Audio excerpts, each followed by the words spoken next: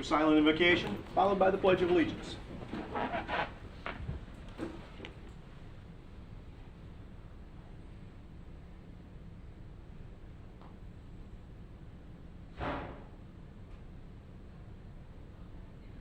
Amen.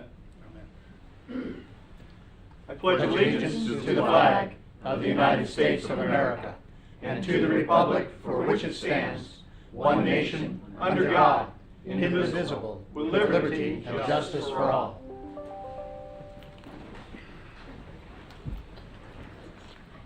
Waiting one time for somebody to yell "play ball" after that, but play ball. Have to Call sing the the roll. Star Spangled Banner first, right? Councilmember Ford, Present. Councilman Bastian, Here. Councilman Stiltner, Here. Vice Mayor Tremont, Here. Mayor Burnett. Here. Seems to me we've got this little thing called the budget.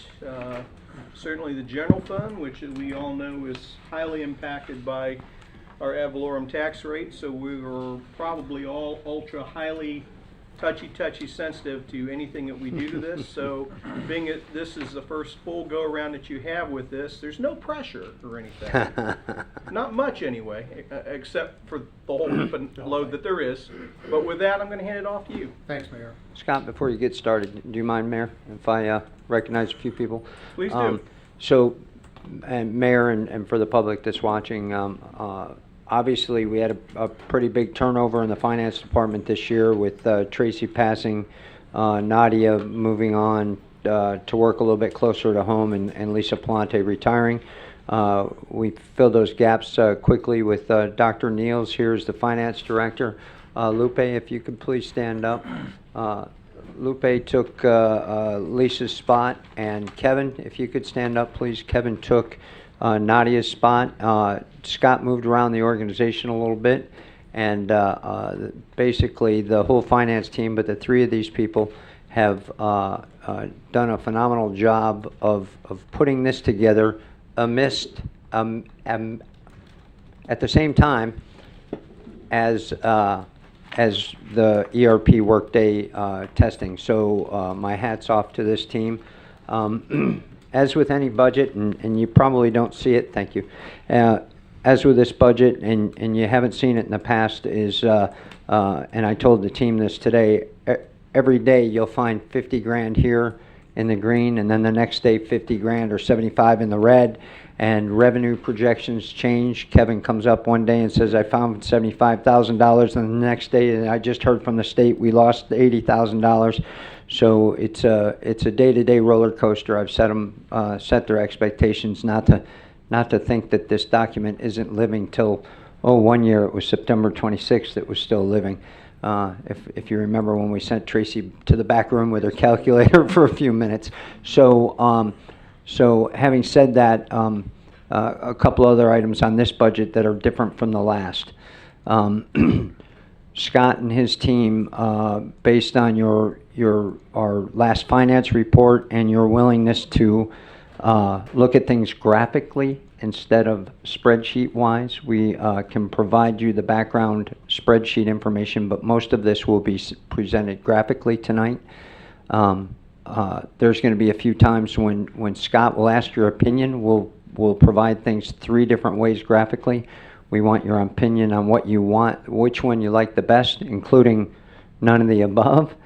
We can always go back to spreadsheets if you're a fan of the cell. But I think the public and others also enjoy the visual or the optic of the pie chart or the bar chart. So we'll keep those in addition. So having said that, I'll pass it off to Scott. This is going to go in the same format it did last year. Overall brief, the first 15 or so slides, 20 slides. They'll go quite quickly, and then get into the meat of our specific general fund budget. So having said that, Scott? Before you go any further, I am going to interject a couple things. And first of all, I think it may be appropriate, Council, if you have anybody have any opening comments before Scott? No. Drew? No, I'm Trace? good for now. I'd like Marilyn? a copy sent to me. Okay. Any opening comments? No, I was just asking for a copy of the Oh, PowerPoint. no worries. I'm And working then on it. It's the on other its thing way. is that there are so many variables that go into this, it's not even funny. we all think about that ad valorem rate, but really that's a buddy chunk of the entire general fund. There are things that go into it like sales tax revenue, the communication tax from the state, which keeps getting slashed. So every time they slash that tax, it's got to come from somewhere. When we think about all of this, ad valorem is but one funding source of many. So with that, Thank you, Mayor and Council. It's a definite pleasure to be here this evening. I would also like to reiterate what City Manager said about my budget team. I've been very impressed with them. They're knowledgeable. They're very calm and cool and collected under fire, which is nice. I appreciate that. We've been able to put together, I think, a good presentation for your consideration tonight. Tonight is a workshop. The objective that we will have for this evening is to provide you the information to determine preliminary maximum millage rate for the next fiscal year. And that vote will occur next July 30th. That has to be submitted by August 4th. So we have that on the calendar for you tonight. And if you need additional workshops, Jake has indicated that those could be scheduled before your vote on the 30th. okay. As we go through our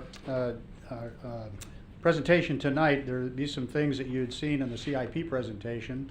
One is that we're looking at the priority of projects with 4 different criteria. The first being imperative, which it relates to safety of issues, whether it's safety of data, safety of personnel, safety of equipment, or the such. Essential, that if we don't do this, we have a potential of losing money. Important, will increase the efficiency and effectiveness of our operations or the equipment. Desire would be nice to have. And you'll see that particularly as we get towards the end on the a la carte and also the 317 fund capital items that you addressed. Time out here, Scott, This please. is not on. Please. Can you check to see if your monitor will turn on, please? We're going to break a second. The PowerPoint did not get to council yet, so let's let them get it up on their screen for those that, I've We got, have- we we got have it it in our in email. our We got the email. yeah, not everybody, so Okay. I'd like everybody to have it. We'll give them a Not minute. mine.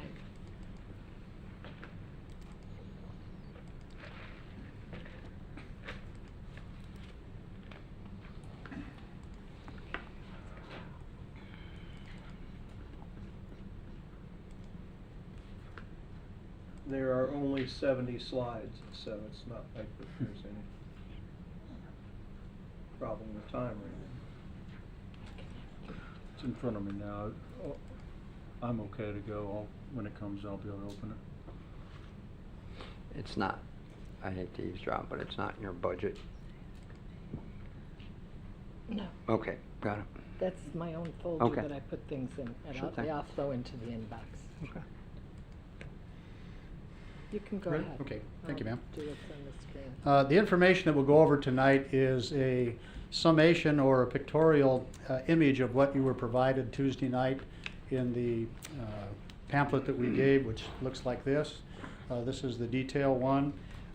We have identified some changes since then that Jake talked about, the pluses and minuses that we will not include in these slides that you have today, but we will make reference to them.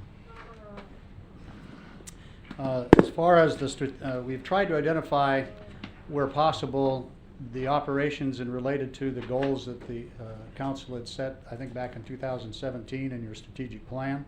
Those haven't changed, the goals.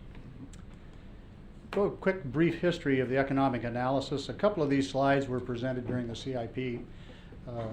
Just in general, the UCF Institute for Economic Forecasting has identified economic growth from 2019 through 22 for Florida, 3.2% average growth, ahead of the U.S. forecast, slightly slower than the last 4 years. Housing price appreciation continues, and we'll see that a little bit later in some slides.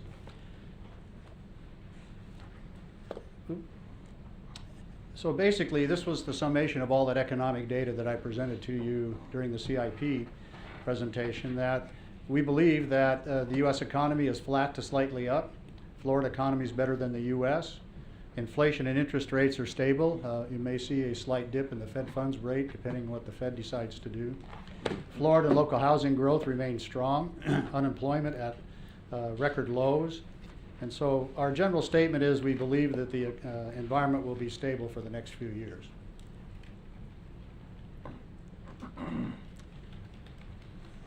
For the purpose of our meeting tonight, we are looking at what the preliminary millage rate should be. It can be lowered from what you set, but it cannot be raised. So as we go through our presentation tonight, keep in mind the things that we have presented, the things that the department will have on the a la carte, and also the capital items that are either to be funded from fund balance or from millage. So as we take a look at all those, and Lupe and Kevin will be keeping track of all of those preferences that you show tonight, and we'll come up with what it needs, what the millage rate would need to be in order to fund the budget that you would like to have. Scott, let me Yeah. take a tactical time out here. Sure. We have one council member that's not been through this yet, and I probably didn't brief how it's going to go. But this council member Ford, the a la carte menu that seemed to work last year, and what we talked about in our first workshop a couple months ago. So this base budget is pretty much the turn the page budget. There are a few minor things that we'll get into that are in here that aren't turn the page, that are somewhat new. But most of the new items that staff thinks they need or may want are on what we call the a la carte menu. And that menu will appear at the end, and that's kind of when we get the consensus at this meeting of council of what they think are important and what staff thinks are important, and we agree to agree or agree to disagree, and then move forward for future workshops, or go right to the 30th and have future discussions and set that max millage rate. So most of the stuff that he talks about at the first part will be base budget, turn the page. Now, having said that, there's an assumption based on the workshop a couple months ago that we want to keep the same level of service and agree to all contracts that we've signed or agreed to multi-year contracts. So there are increases, but I call them soft obligations. There are things that we can stop doing at any time to cut some of the budget. But that was the assumption in this base budget in the book that we handed out on Tuesday. So that's kind of the format. I apologize. And we'll address that, what he said here in the slide in here in a little bit, just so that you have a better understanding. This slide is an update of what I presented to you the first CIP meeting. The taxable property value for Port Orange was $3.446 billion. And the ad valorem revenue based at the current millage rate, and that is the same rate we are now at 4.6288, would be $15,153,000. Again, that is the assumption at the same millage rate. This is the history of the prior millage rates that you can see relatively flat for the last 5 years. Now, this is just the millage rate for operations, does not include debt. What happens when you include debt? It's another, 15 to 20 cents. yeah, 0.3, yeah. and it's going down from comparison. So the total overall rate is, if it stayed the same, the So debt in component terms of would be this less. bar chart, it wouldn't be going up slightly, it'd be going down? Is that what you're saying the shape would be if you included debt? A little bit. We Because the rate is refinanced. going down? It We would- it'd be refinanced relatively 2 years flat, ago. just a little higher, with a slight decrease in the debt component as we pay down debt. Right.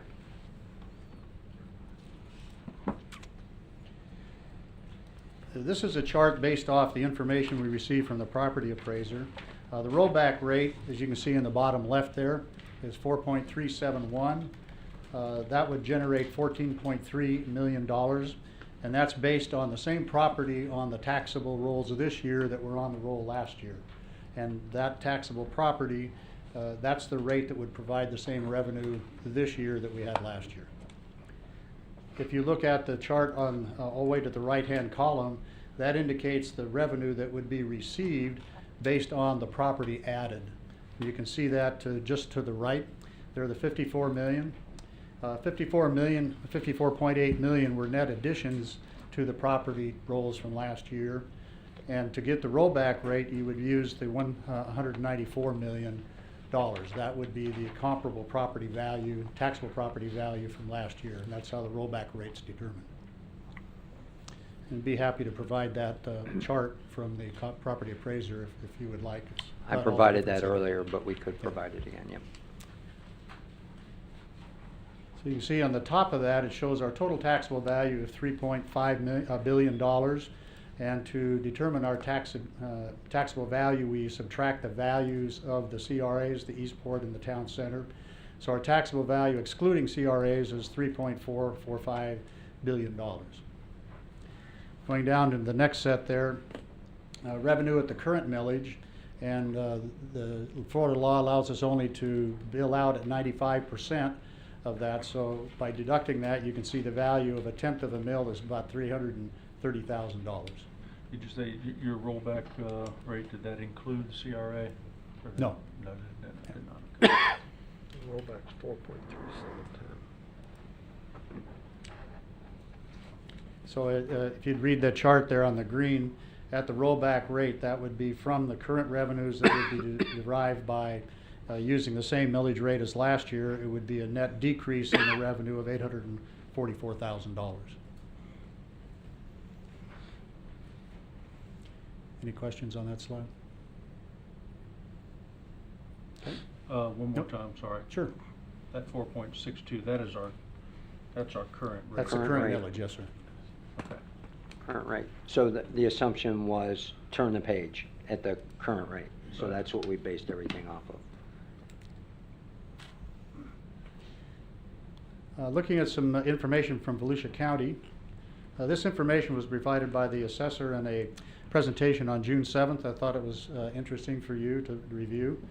Port Orange had a net increase of 6.8% of all the marketable values in the Port Orange taxable area, compared to some of the other ones down south a little bit are doing quite well over 10%. And this slide shows for our taxable values, we're up 7.7%.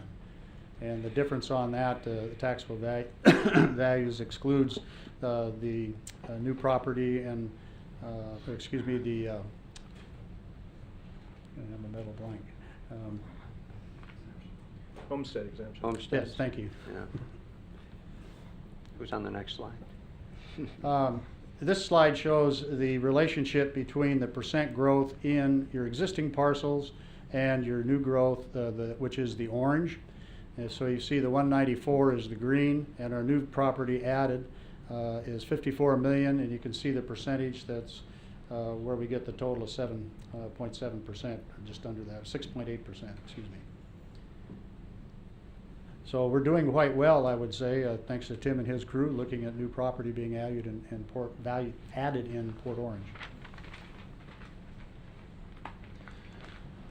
We're doing well. Depends on who you ask. That's true. This slide I thought was also interesting from his presentation. On the left-hand side, it shows that there's a little over 40,000 individual residence owners and about 18,000 renters. And if you look at the chart on the right, it shows the percent of renters in 2000 was 17%, it's now 31%. And general indication from the presentation is that the percentage of renters will continue to increase, which in the long term will sort of slow down our property values as they get apartments rather than individual homes.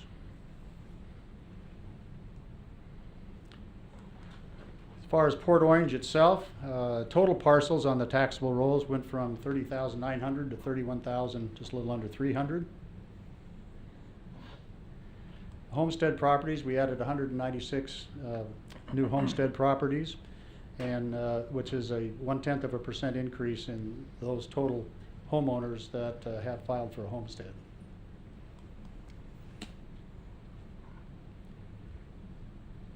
This shows that there was actually a decrease in the maximum increase in taxable value of homestead properties over last year, and that's a ratio, I think, that shows that more people are homesteading. And the with the value that we have based on homestead, the older the property, the longer it's been on homestead, the bigger the gap between the market value and the taxable value. And this is what this is showing, is that we're showing a compression on the amount that we're able to actually charge homeowners for the, compared to the market value or the taxable value of their home. On Not about, counting on about concessions. half the properties, right? 15 of the 30. So if you look at this, this slide, I think is quite interesting as well. And this is broken out by district. We have a total of 22,600 residential parcels. The mean just value is 173. The taxable value is 92. So you can see there's a significant decline in the taxable value. And it says as homes age out, that difference between the taxable value and the market value continues to grow. And there's indicated when we were talking about the fire service fee on Tuesday, and you can see there's 884 parcels that don't pay any property tax. Any questions on so far? Okay. So now we get to get into some more of the specific general fund items.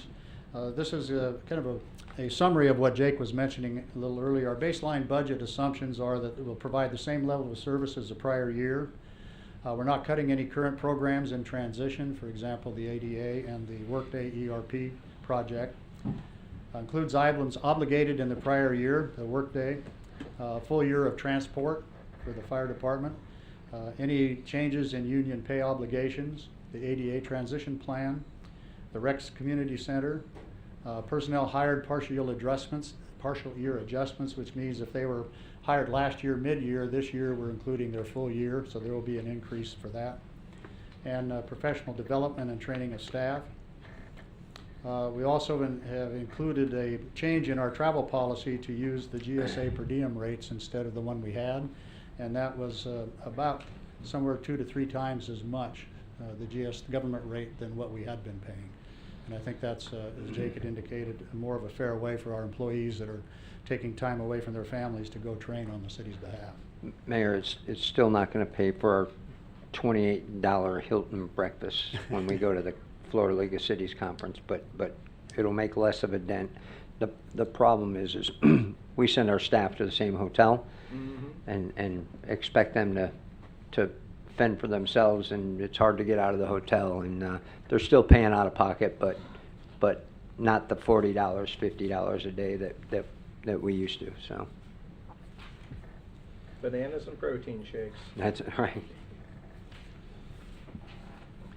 What's not included, as Jake had mentioned, is the a la carte menu. These are staff recommendations, and this will be one of the last things we do tonight, and each of the departments will present their own a la carte items so that you can question them and they can present their wants and their desires. And also the general fund CIP, which is the same chart that we provided to you in the CIP, but it's been updated so that you'll be able to take a look at those items that are for your consideration. And those are the CIP items that are in the 317 fund that affect the general fund and therefore affect the ad valorem millage, right? Not the stormwater, not the solid waste, not any of the fee-based CIP items or TPO funded or gas tax or anything like that. Okay. I've provided, as Jake said, we're looking at different ways to do this presentation. I've got charts like this that put it in a spreadsheet format and also have graphical presentation of the same data. So I would like your feedback on which you find most helpful for you. What this shows is last year, if you look at the top line, the grand total for the fiscal year 19 adopted general fund budget was $38.7 million. With the current millage rate applied to the taxable value, it would be an increase of $1.7 million for a total proposed revenue of $40,351,000 for fiscal year 20. You can see the different components of the different revenue streams for the general fund. The largest obviously being the ad valorem.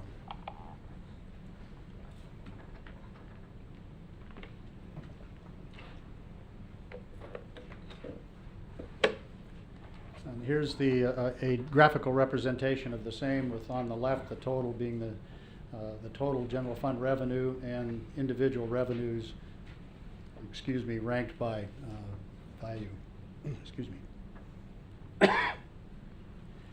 This is also another presentation of a pie chart with traditional breakout, again showing ad valorem 37.6% of the total revenue, with utility tax at 12, etc. And one final presentation is more of a block graph. Each of the blocks is a relative size compared to the others, or compared to the total. So you can see the largest is ad valorem, and the numbers that we have in there, the first is the prior year, the next number is the change, the percent of change, and the new value, and then the percent of the total. So Scott, as a observer up here, the numbers are very hard to read on this one. Yeah, I've got to a make lot it bigger easier on the that. pie and a lot easier on the bar. So that's easier, and that's easier yet. Alan, you're going to hook them up? Parked in my office. Marked up, thanks, Alan. Did you erase some of the stuff, Alan? Can I have a sticker gun? And this chart is again a bar graph comparing current on the top, FY20 proposed, and the FY19 below that.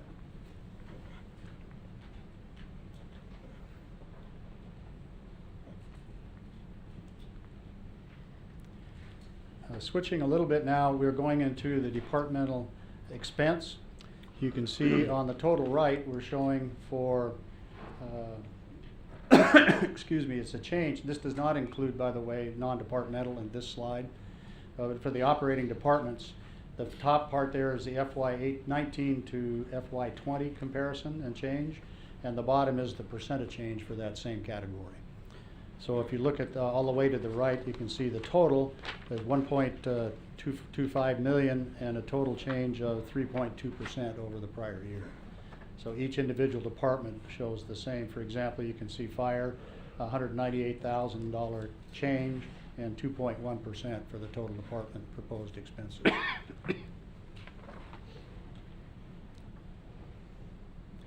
The next two slides are broken out for components of the department. This particular one looks at the personnel services component. So you can see on the right-hand side, the grand total again is $287,000 increase in compensation or in personnel services related items, or a 1.1% overall.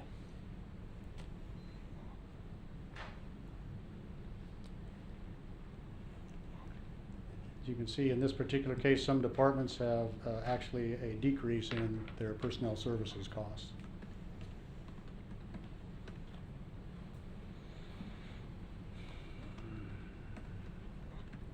And the next one shows the operating component of the same departments.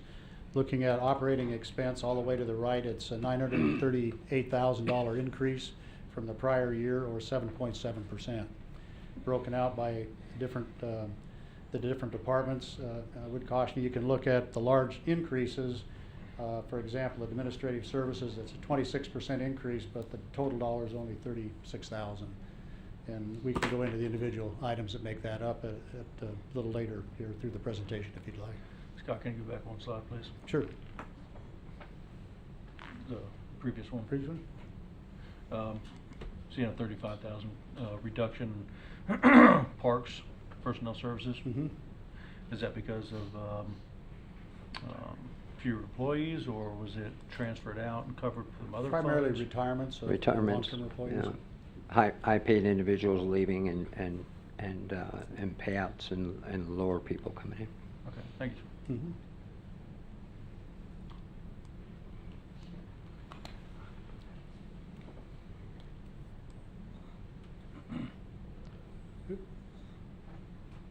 Making me dizzy.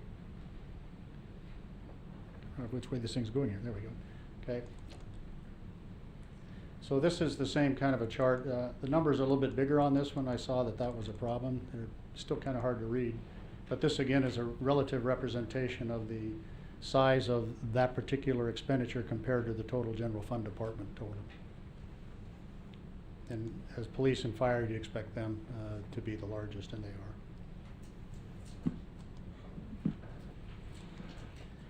This is a tabular form of the same information, showing that by the FY20 request from high to low, with a total of 39,891. And you can see, based on the total expenditures there, we have projected revenue of $40,400,000 and expected expenses here of $39,900,000. So there's about $400,000 there at this point in our budget that we have identified that revenues would exceed expenses. That's at the current millage. At the current current millage, millage. that's right.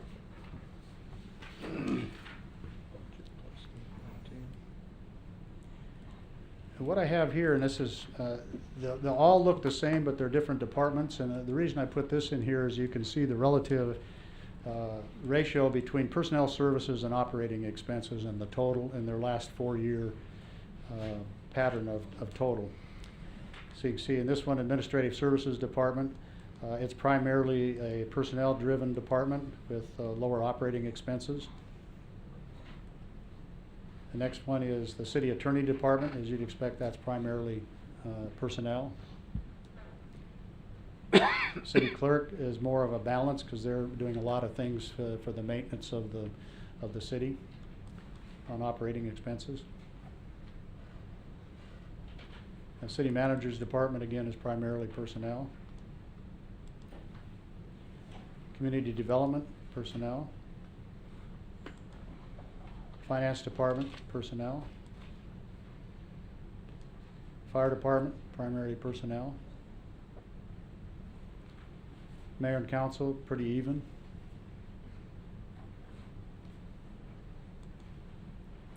Parks Department, more personnel than operating, but pretty close to a balance.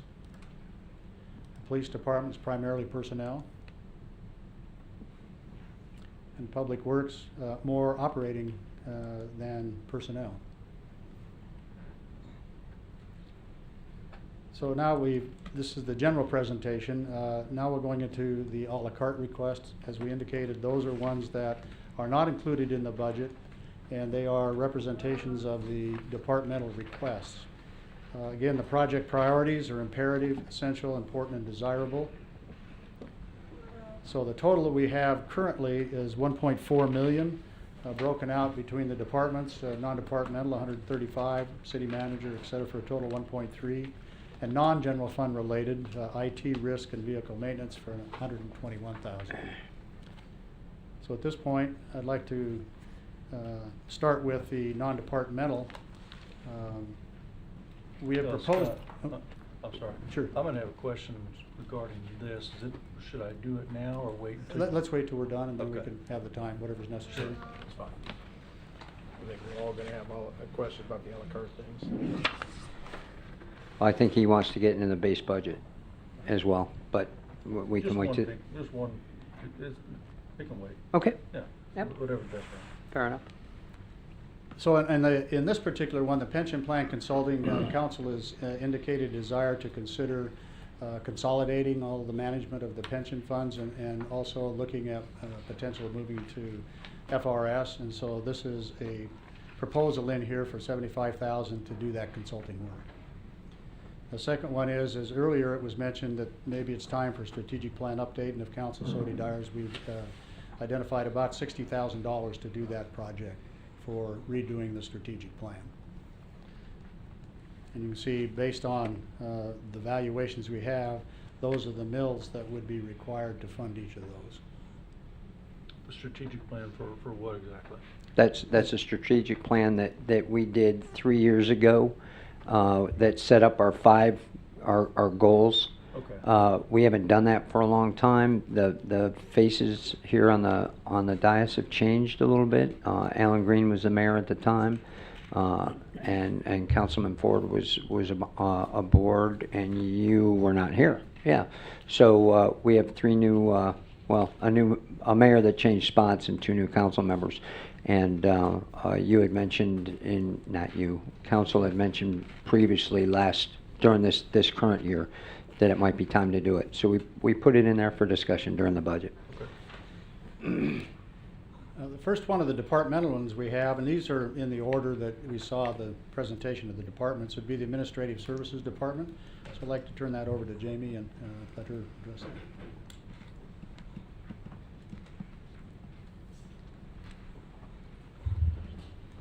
Good evening, Mayor and Council. So there's one request here for the Human Resources Division in the Administrative Services Department, and that is for an additional personnel and related costs for a training coordinator. This is one of those tasks and duties that often get pushed to the back burner, and we feel that by bringing that forward and putting more focus on it and having somebody who's dedicated to not only coordinating those efforts but analyzing really where we're spending those efforts would be a benefit to the organization in the long run. So we will continue to do our best if we're not given this position, but we do feel that having somebody focus on that would help the organizational excellence. We often find, Council, that the general training, the training that's staff-wide, we find ourselves playing catch-up. We find ourselves occasionally out of, I don't want to say compliance, but we let some of the training go because we don't have anybody tracking it. The department heads do a good job of their own individual training, but sexual harassment training, ADA training, public records, ethics, things of that nature. And this coordinator can kind of patch that all together and make sure we're doing what we're supposed to be doing. The other thing is that I kind of hit hard on last year, ad hoc, without really paying for it, is professional development.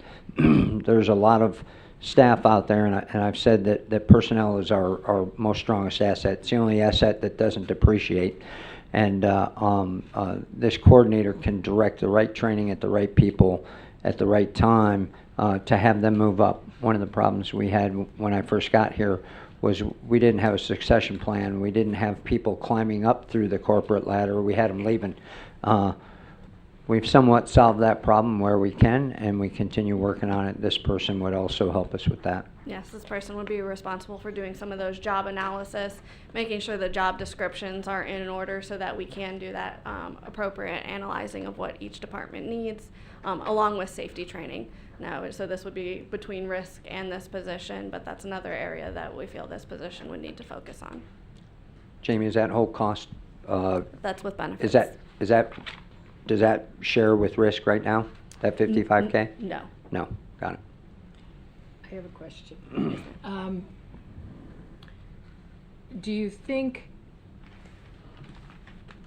as a stopgap measure, you could use outside consultants? Because what you just described, sexual harassment, ADA, ethics, those are all really, bread and butter, that there are folks out there. Sure. If you didn't get the position, have you investigated what an outside trainer would be and what the cost would be? And that's what we do currently, is we bring in a lot of outside resources. We also work with our EAP program that we're able to bring resources in. So we try very hard to keep up with a variety of resources. But we often find, like Jake mentioned, it can be more costly, and we want to make sure that we're putting those dollars to really the best effect. I can buy a DVD and have somebody watch the same sexual harassment DVD 17 years in a row, but are we accomplishing what we're really trying to do in the organization? So if you were to get this position, has there been an offset in your budget in terms of outside consultants? Or is there any place in the city budget? So we would want, it's a balance. We'd want to be able to give this person the resources, but I think we could look for that offset as well. Currently, it's not offset in the budget because I think we have a lot of makeup to do, a lot of catch up to do as we build those resources. So I do believe long term there would be an offset, but you don't see that in this budget year. But we can look to improve that. Okay, so if I heard you correctly, then what you're saying is if you got this position, you think you would still need outside trainers to get everybody up to speed? No, not necessarily outside trainers, but resources. Whether Right. it's finding videos or different online tools that we could bring in, assessments, things like that, that we just don't have a library of those items now. Right now, those contractors bring those courses with them. They teach them, they bring them back. Yeah. If we hired this person, we'd need to either purchase the courses or send that person to training to teach the develop it. courses. Correct. So then as a budget matter, aren't you talking about a person plus Correct. equipment and supplies? And you will see So in is our this- operation budget, we've accounted for that. Okay. I How often understand. is this person training? Hopefully very regularly. I imagine they would be doing it multiple times a week. In the beginning, they would really be doing a needs analysis of where are we lacking the most in the budget area, in the training areas, I apologize. Getting with each of the departments to review when the last time they've done different types of training are, and then ramping up programs from there.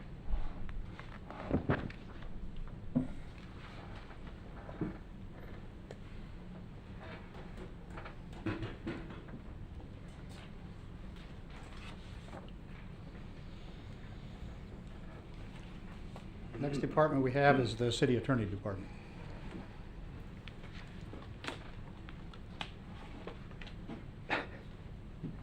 Going down. Margaret Roberts, City Attorney. This request is in the important category. It will improve the efficiency of the operation for the city, and it will improve that efficiency across the board in all of your goals 1 through 6. The reclassification allows a long-term employee to step forward and advance in her work with the city. This has been a dedicated employee. She started with the city in other departments, moved through 2 other departments before coming to mine. She's been willing to go to school part-time, to readily work overtime as the organization needed additional support, and to take on advanced assignments. Whatever we've asked her to do, she's readily stepped up to the plate. In order to allow her to advance, the administrative assistance position is also here.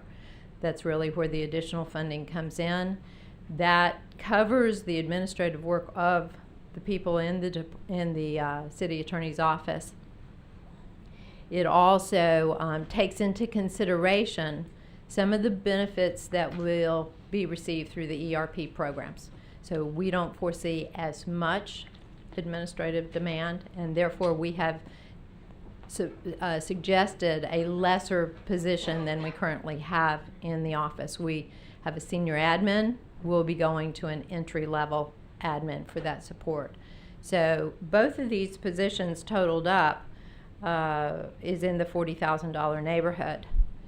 Currently, we are utilizing funds in the budget, which is the turn the page budget, for temp help, for overtime, and for an adjustment in our salaries. I think we've got a projection in our salaries that's about 16,000 more than we actually will incur. It comes from us pulling in some interns this summer. The cost of those interns was projected all year, and it's only going to be 6 weeks. So there's a slight adjustment there that will make this more cost neutral. So I'm looking at a $5,000 net increase to the budget to accomplish this step in the reclassification and the additional admin assistant who will step into a new position. So I'm looking at $40,000 in cost on the chart, and you're saying it's only gonna cost me $5,000? When I look at the budget, yes, sir, that's because in the turn the page budget, I have temp help of $15,000. I have overtime of $5,000, and then I have a adjustment in the salary demand of $16,000. So it looks like we can update this slide to add those minuses as well then. Yes, sir, of course you can. But that's where they turn the page budget at same rate. That's about correct. a 6% increase. Did you factor what it would be with the rollback rate? No, sir. What was the question? The millage required? Is that what? I'm sorry? what- Oh, no, what- I had asked if, I clarified that that's with a turn-the-page budget. I asked if she had factored these from a rollback rate, what the cost would be. The cost of a person is the same regardless of how much ad valorem we charge. Looking for the dollar amount as to, said about $5,000 with the turn-the-page budget. My question is, from a rollback rate, what is that dollar amount? It would be my understanding, if I understand your question, that if the council went to a rollback rate, this position and this reclass would not be possible. No, no. None of these. Unless you cut something None else. of these are possible rollback, not one of them. No, absolutely. You're Right, correct. this is- I get that. Yeah. Unless you stop doing something we're currently doing. That's Yeah, right. Correct, that. yeah, yeah. But I What, think that- I think what Chase's- service would you want to cut? But I think to Chase's question, whether you go to rollback rate or you stay at the current millage, the cost is the same. That's right. Person The cost is the same, exactly. Yes. Right. I was looking, she provided a dollar amount Right. based on that. I'm always going to look at it, what do we have? Mhm. What do we have now, not what could we have if we did this? So that's If the what I'm total, looking at. you see to me, the total cost, if you add those minuses on there, and I'd like to see them factored in, if the total cost is only $5,000 total, you're talking about a .0015 impact to millage. That's less than, that's 1/10 of a penny. That's not much, but I'd like to see the minuses with the pluses in here so that I'll be And- happy and to so- update that. My point is, Let's, from the rollback, from our current revenue now, that's not $5,000, it's significantly more. No, sir. no, it's $5,000, no matter what your millage rate is. $5,000 is $5,000. No. Yeah, because I think you still have savings. If I understood you correct, Margaret, you indicated if you got this position, you're gonna have some savings Elsewhere. in terms of what you're out. So I think Don's point is exactly right. You're If correct. you could show us, that would really I'd be help happy the to do that discussion. for you. And With so- that, that's almost flat. Yeah, So- I But- think it's a 5. So that's, Yeah. this is a great conversation. Remember, I said this was the turn-the-page budget. Right. Some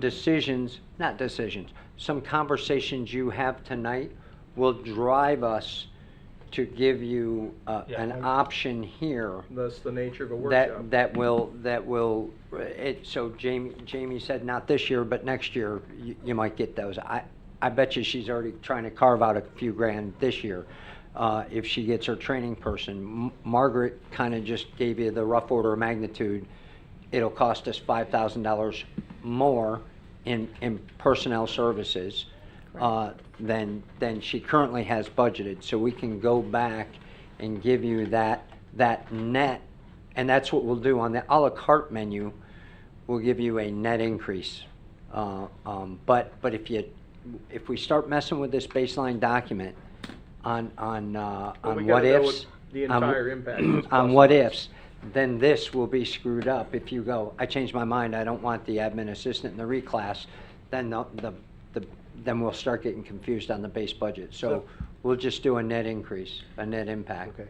Well, my But other the- question is your base budget off the adopted or your adjusted? Which numbers are you using? We're using adopted because You're using the adopted.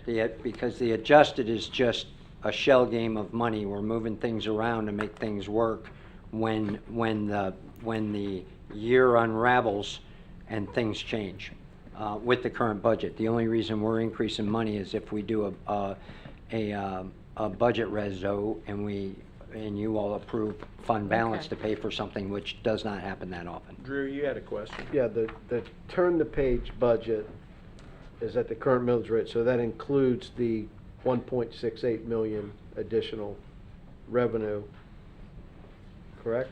It's at the 4.6288. That's a fact. So So that would create 1.68 million more? I'm looking, yeah, I I don't want to say yes to something I don't have in front of me. Or ad valorem, 1.03 million. Yes. Okay, so that's the turn the page budget. All these items total 1.4. So you'd have to add Council that members, on. there's one other consideration I'll offer to you. That's right around a 10% of the 40,000 that makes, these numbers work. I can defer implementation a couple of months and it won't increase at all.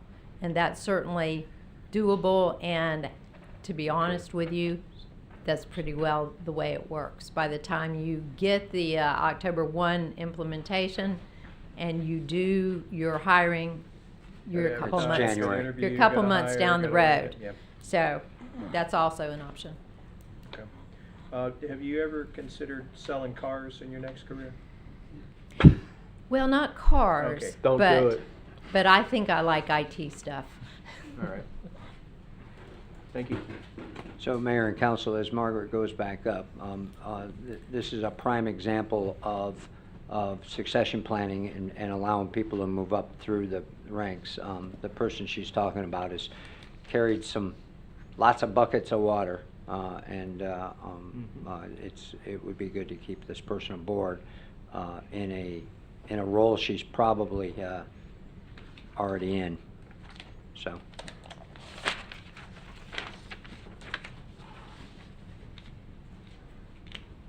Next one is for the City Manager Department, Management Analyst.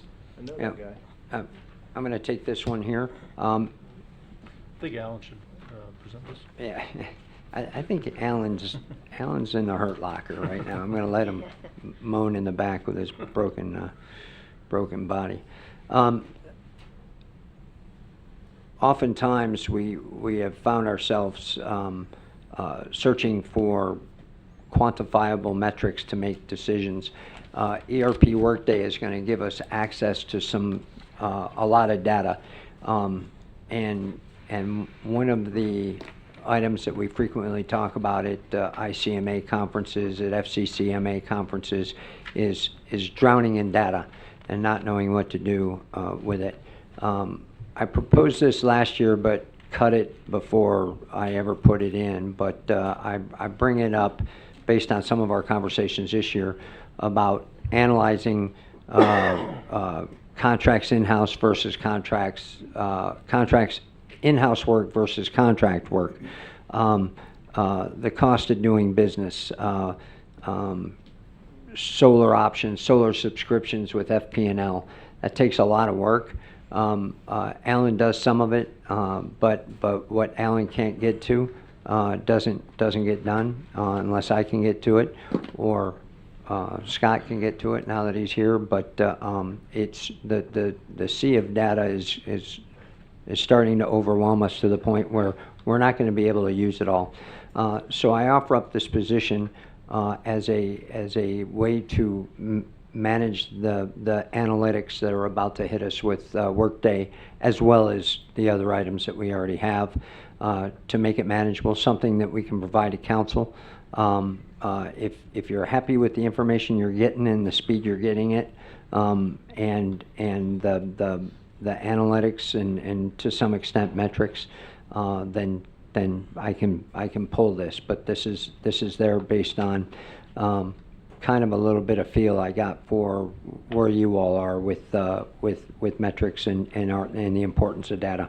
20 years ago, people used to use their gut instinct on what was right and wrong, but less so now. With all this, 5 years ago they called it big data. They call it something else now, but that's what this person's for. I have them in the city manager's department because I want my finger on this person, but I could just as easily work in finance or the clerk's office.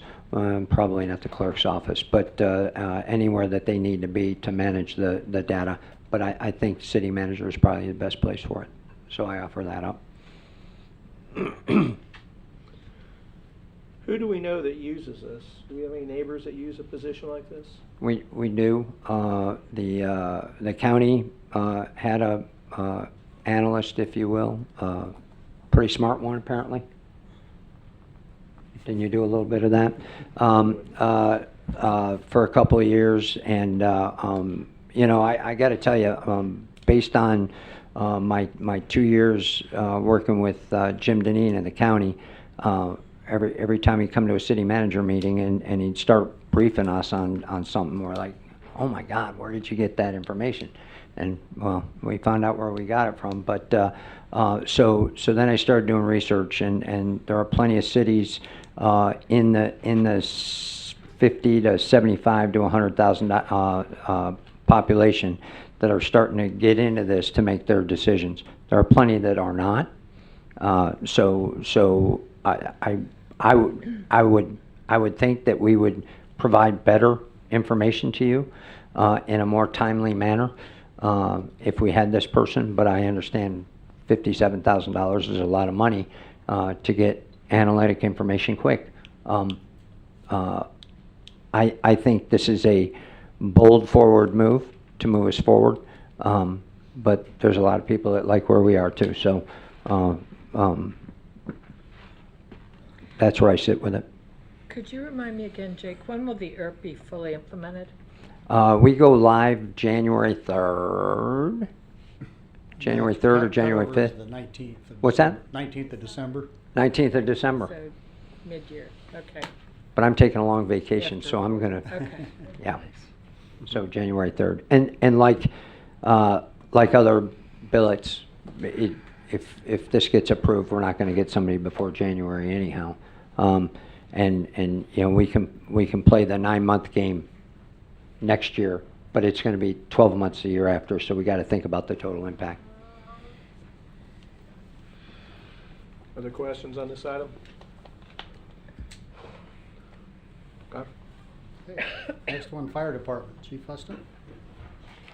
Oh boy, look at that list. Thank you. Good evening, Ken Only Fussin, one Fire page Chief. of it, right? What we're looking for next year is pretty pared down. Our transport unit is up and running. I think we've been keeping you all as well briefed on that as we can. Next year's turn-to-page budget shows an overtime request of about $304,000. To go to a 7-day-a-week operation, next year's base budget only represents a 5-day operation. So for our a la carte, we're requesting enough overtime to cover 7 days, and that would add $15,000 to our turn-to-page budget of $304,000 in overtime. We're requesting an administrative assistant again. We've requested one every year since I've been here. We are one of the only organizations within city government that has only one administrative assistant for the entire department. We're asking to get some exercise equipment that was cut out of the budget last year reinserted at $7,000. We're asking for a truck for our 40-hour fire inspector. We moved one of our senior men off of a rig, firefighter Joe LaFond. I think some of you are familiar with it. We put him on a 40-hour schedule as a fire inspector. Now we're trying to secure a vehicle for him to use. Right now he utilizes our auxiliary pickup truck, and we juggle the truck around, and it's working for us, but I'm trying to get him a dedicated vehicle. The bed frames for the fire stations, what we've done with most of the other fire stations is I'll date myself here. I think some of you remember the old water beds where you had like storage underneath the beds, pull-out frames. That's what we're going to in our fire stations. We're trying to create additional storage for our firefighters and our fire officers. We have some lockers, but we found there's a company here. It's a state-run company. Pride, thank you, Pride. But they build a bed frame that basically provides pull-out storage underneath the bed frame. So we're just trying to finish that project up in all of our fire stations. Our recliners throughout most of our stations are in horrible condition. That's why we're requesting new. I'll be happy to share with you some photos of the ones that we're currently using. A lot of them are simply in deplorable conditions. The office chairs are wore out. We haven't replaced any of our office chairs since I've been in Port Orange. Some of the desks that we're using, we recycled when they had the flood in Human Resources about 2 or 3 years ago. A lot of the office equipment down there got damaged. My own personal office, I recycled some of the damaged equipment out of Human Resources, and that's what I use. So we're just trying to update some of our stuff. And then the shipping for all that miscellaneous equipment has been separated out. So if you have any questions, that's what the fire department is looking to do next year. A lot of this stuff is pretty small with the exception of the truck and the admin assistant, but Jake, there's a lot of fixed equipment there, exercise equipment and furniture. Can some of that, depending on location, be paid out of fire impact fees instead? No, sir. No? No, it doesn't increase the, what's the word I'm looking for, Margaret? The impact fees have to increase the service, or like the truck is an increased service to the citizens. The training increases the readiness. This is quality of life. It's not acceptable. What about the truck for the inspector? Could a portion of that possibly? Can we look at that maybe? We can look at it. We can look at that, yeah. It has some restrictions we'll have to comply with. Yeah, I mean, even if we can get a portion of it. Well, so my conundrum with that is, I've earmarked, I have chiefs earmarked the impact fees for the training tower. Okay. So if you take from one, you're limiting the training tower. And that's what I'm asking. But we haven't got there yet, but that is a one-time cost. It'll go to the 505 for refunding. So should you decide to go to fund balance for anything, that would be a consideration for the big ticket item, not for the person, but for the truck, right? Yeah, we can do it for the truck. So something to think about. Just thinking. And I verified our transport numbers this morning in preparation for tonight. To date, we're averaging 3.6 transports per day in a 12-hour shift from 8 a.m. to 8 p.m. I think the guys and the gals are killing it. They're really, really doing a good job. We've received 2 checks so far. The first one came in was for about $200, and then we got another one in, and I think it came in about $11,700. And the assistant finance director and I talked about what she looks at as the collection rates, but I think to really give you some reasonable, accurate forecasting on what we can do, we need about 6 months worth of good data, and we're only 2 months in, so we're very optimistic that I think the program's going great, and I just appreciate all the support. So thanks a million. Can you give a time, different response times from last year to this year now? Yeah. I'm curious. Half. Response times. Response times, what's been the improvement on that?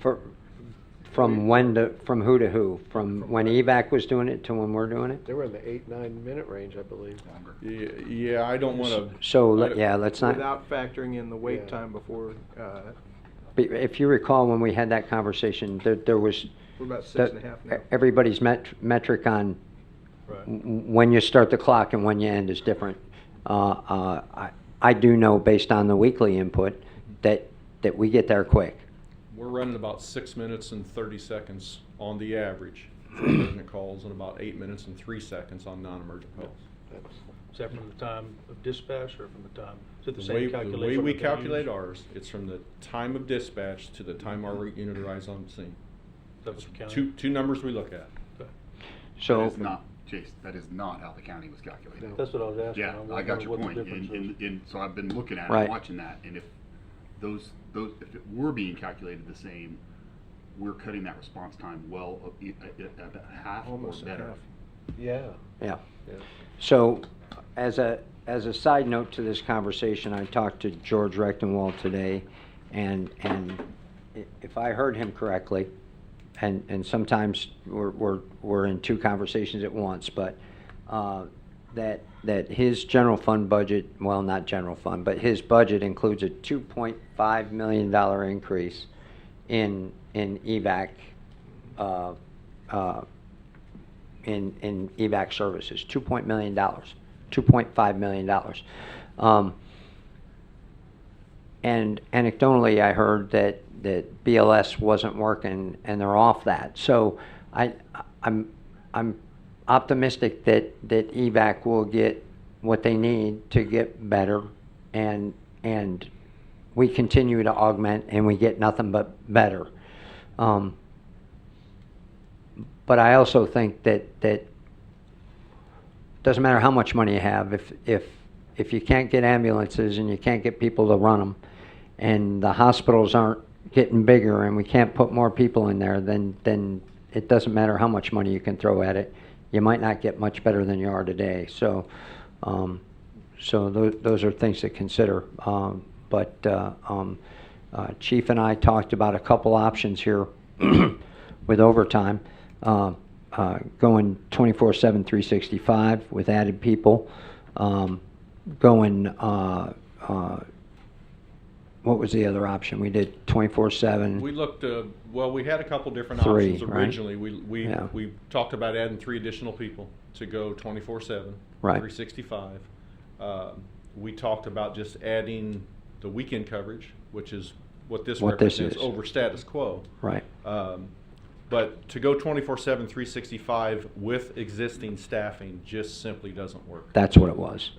24/7, 365 with existing staffing. We Very afraid we you drive would we drive our overstep. guys into the We dirt. can stuff the overtime budget full, but we're wearing out our workforce Right. because we've added so much additional service. And honestly, I don't know, y'all tell me what y'all think, but until we have 6 to 9 months worth of data, I think it'd be, we'd be kind of jumping the gun, looking to add something that would have that kind of an impact. I don't think we have enough data to make that consideration. Well, plus now that, well, Not yet. I think we owe the county an opportunity to get well if they're going to try. Absolutely. Yep. But from my part, at least, I'm glad to know what we've done has actually been a service enhancement, not a service replacement. It had, to do what we did, it had to be a service enhancement, and I'm glad to hear that you're reporting that it has been. Yep. Members are doing a great job. Questions about what the chief has presented? Anybody? Chief, how's your budget coming to the final quarter looking? On our overtime, as long as we exclude the money that we pay, the overtime monies that we paid for the Hurricane Michael deployment, we are still tracking to stay within budget by adding weekend service. Still. We had one guy return to full duty who's been on limited duty for a number of months. One of our guys had a hip replacement. He went back to full duty today. Nice. That should ease a little bit of the burden of the overtime that we were paying on his shift. So it appears to be tracking. We should stay within budget, excluded the Hurricane Michael deployment. I'm optimistic we're going to see that reimbursement check soon. I've heard this past week at the Florida Fire Chiefs Conference that some of the other departments who deployed resources to the Hurricane Michael region are starting to get some of the reimbursement money trickling in. And we're just standing in line waiting for ours. You've got about 7 items here that total right at about $72,000 that are one-time purchases, and that's kind of what I'm wondering is if there's going to be any additional funds from this year's budget that can help cover and purchase some of those, maybe Could. not all, but I have some higher priorities for whatever we have left in this year's budget, and that's to outfit our spare apparatus. Okay. We have very, very limited amount of equipment on our spare apparatus, and it has a not, I don't want to use the word significant, but it does have an impact on our ISO score. So the better that all of our equipment can be equipped, the better off we are. And so those are some higher priorities for me organizationally to get all our equipment properly equipped. Okay. Other questions? Thank you. Thank you.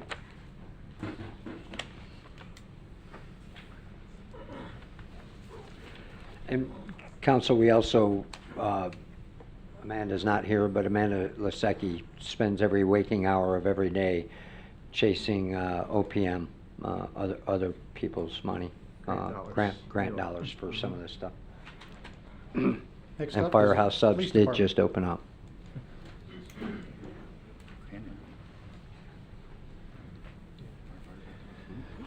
Good evening, Mayor, Council. Okay, so the first item on the a la carte is police officers.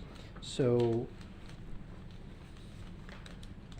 we're requesting 4, and let me start off by saying that there are no real national standards based on officers per capita. It is a method of one of many that is used. And so the reason I'm going to talk a little bit about that is because our state uses it and FDLE uses it. But so this past year we had 63,000 calls for service, plus another 8,300 self-initiated citations issued. The reason I bring that up is because that does take the time of the officers going out there, and we do encourage them to be proactive with that. And that is a crime. It helps with crime reduction, actually. So our calls for service have been increasing each year. As I stated, no real national standard on officers per capita. However, our state does publish information on that with FDLE. They're averaging 2.5 officers per 1,000. We're at 1.52, which happens to be the lowest in our county, and actually one of the lowest ones in the state as well. With these 4 officers, it would bring us to 1.6 officers per 1,000. So we're still going to be in the bottom yes, 4, but- 5, 6, 7 departments Correct. in the state. Correct. But the truth of the matter is, Councilman, if you said tonight, here's 15 officers, I could not assimilate them all at once anyways, nor could we afford that. You But- couldn't fill that many, it would take time. You gotta train them. Between the it's Yeah. a solid year at least. I mean, it's a long term. And then there's the recruitment process as well, getting those quality officers, because we do look for quality, not necessarily quantity. How many are in training right now that aren't like counting, that are going to? We have 3 in the academy now. We Okay. have, I think, and I could be wrong on the number, I think we have 4 in background investigation right now. So we have some in the hopper, so to speak. But again, they still have to go through the training. They get Yeah. back to us. It's still the field training officer program. Well, that's what I mean. How many are in Complete the that. field training? that- Field training, I I think mean- right now 3? We have 3 3 in are in there, field yeah. training right Yeah, now. Currently Okay. we have 3, so. How many vacancies do you have? Currently I have 7 vacancies. 7 vacancies. Yeah. And, so in fairness, I do have 7 vacancies, and that's the truth of the matter. Now, with that being said, I'm sorry, hang on, Chief. Go ahead. My apologies, let me just interrupt you because I'm trying to do this math. So total, you have 17 personnel that are not on the street working solo, doing the job. 7 vacancies, 4 in background, 3 at the academy. So and the 3 still 3 in at the academy FTO. are hired, so those count Right, but they're towards our not, authorized, but they're I'm not. thinking, in my mind, I'm Yep. thinking Yeah. zone guys, Yeah. right? And so, quite frankly, more than that, because we have several injuries. Okay. So, yeah, Okay. several. But The fairness, number you've on got- the street is significantly lower. But even if we're just looking at academy, where with 7 vacancies, 4 in background not hired yet, so that's 11, Yes, and sir. then 3 at the academy. Yes, sir. Okay, fair enough. Fair So- enough. You might have to put him back on. the road. Hold on. No, Yeah, not for me back on the road. Are there, Myself and Captain Fisher are done with the zone thing. so the holes are 7. Correct. There's 7 holes that are not, the ones in the There are academy are 7 already holes. counted for. And in addition, we have 7 holes. The 4 in background, Those, hopefully we'll be able to fill 4 of those 7 but holes. they're not additional holes. No. So we have 7 They're not offered holes. jobs. I misunderstood. We have you. 7 holes. If you want to count the academy guys, we have 10 holes. That's okay. Yeah. Thank you, that's. Me too. exactly. Okay. That was. So it- My eyes got big when you said 17. Now, I got it. Counting this- How many sworn positions do you have budgeted We are now? authorized at 96. We're at 96. Okay, and I know that we've added a number of them in the past few years. one Yeah, one each year. We've actually, 2. we've been hiring really nonstop. It's been a nonstop recruitment and hiring since I walked in the door, and I'm sure prior to that as well. We and- approved 3 last year, was that? I'm sorry? Was it 3 last year? 1, wasn't it? It went down to Was it 1. 1, not down to 1. I think Councilman Tremont might be correct. I think, so we did, half We year. had 1 in the budget. 1 in the budget, and then he gave me I think we got 1 more at the half year mark. at the half-year mark. Yeah. I'll double check. Yeah, and it was more than 1, I That's think not so good. Councilman Yeah. Tremont's Do correct. you have any, I'm not sure if you can answer this off the top of your head, but do you have any officers that are currently in drop that will, during the next budget cycle, be leaving? Or no? Currently, I have no one in drop. Okay. I do have some Perfect. people that are eligible for drop, but I do not have anybody in Okay. drop. And we lost some people that were unexpected, quite frankly, over this past maybe 6 months. So The only reason I'm asking, Chief, is and I'm sure you know this, is I get the time that it takes to get somebody in the car, going solo in the zone. So I'm trying to, in my mind, I'm trying to think, okay, if you did this and you're already still looking for 7, and so, you know, I get the process. So I I'm see just trying what to you're figure saying. out the timeline. And I see where Scott's going with this, because I kind of feel the same Yeah. way. You've got a green force, and we'll put more greenies on before we have a chance to get them moving forward. And at the same time, I'm slot holding positions Sure. that you may or may not even be able to Yeah. get to when you get 96 sworn slots now. 8 years ago, that number was 82, and we've basically, on paper, increased the Yeah. workforce 17% in 8 years. Yeah. That's significant. What I want to do is kind of get a feel of what's this going to cost me, and do you need a chance to breathe and catch up while we do the same with our budget? Yeah, and you know, I'd love to have time to breathe and catch up, but I think catching up, it's kind of, that's where we're at, and I think we'll always be chasing that, and that's why I want to try to stay ahead of it. Now, that being said, I hear you loud and clear and what you're getting at, and we have 7 openings, so I hear that. I'm confident we can fill them. I mean, we actually got down to 1, and then we started. Every time I turn around, Drew and I are going to another swearing-in ceremony. Yeah, so, you know, so we're making those efforts, and we continue to do so. Recruitment seems to be getting more difficult, to be quite honest, not only in Port Orange and not only in Florida, across the nation in law enforcement. So, but there's where we stand. I'd like to bring this up so we can provide that high level of service. We are asked to do a lot, and I think our officers do a great job, and then they do a lot. And so, but as our city grows, I think we need to grow with it to provide that high level of service. Otherwise, we're going to be chasing it, and that in this profession, as many up there know, it's a losing battle when you're chasing it. And let me put you on the spot with this question, so if you don't know, it's okay, but how many full-time classes are they running at Daytona State? Because now I'm thinking probably the fall class is getting ready to start, right? It is getting ready to How many start. do they- So I think they have 2 on right now and 1 part-time class. Okay. I think the next full-time starts in January? August. Starts in August, because one's getting ready to graduate. Right. Starts in August, and then I think the following, it cycles around December-ish, maybe January. So So they're if running we- 2 at a time plus part-time. So if we approve these 4 positions, would you be looking to get them realistically in the fall 2020 class? Because you're probably not going to get to these particular 4 if you've still got 7. I would like to think I can get them in somewhere around the first of the year, or there so. Maybe not as late as fall of 2020, but certainly in the winter maybe of 2020, I'd like to continue. So, Because I know there's a lot of variables on yeah, at what academy class could we get them to, and yeah, having them on the payroll and all that kind of stuff. Yeah. Thanks, Chief. you're welcome. Chief, you're still able to fund and operate the CST? Currently, we still have our CST up and running. Okay. They've been very active, so yes, my intentions are to continue in that vein. Okay.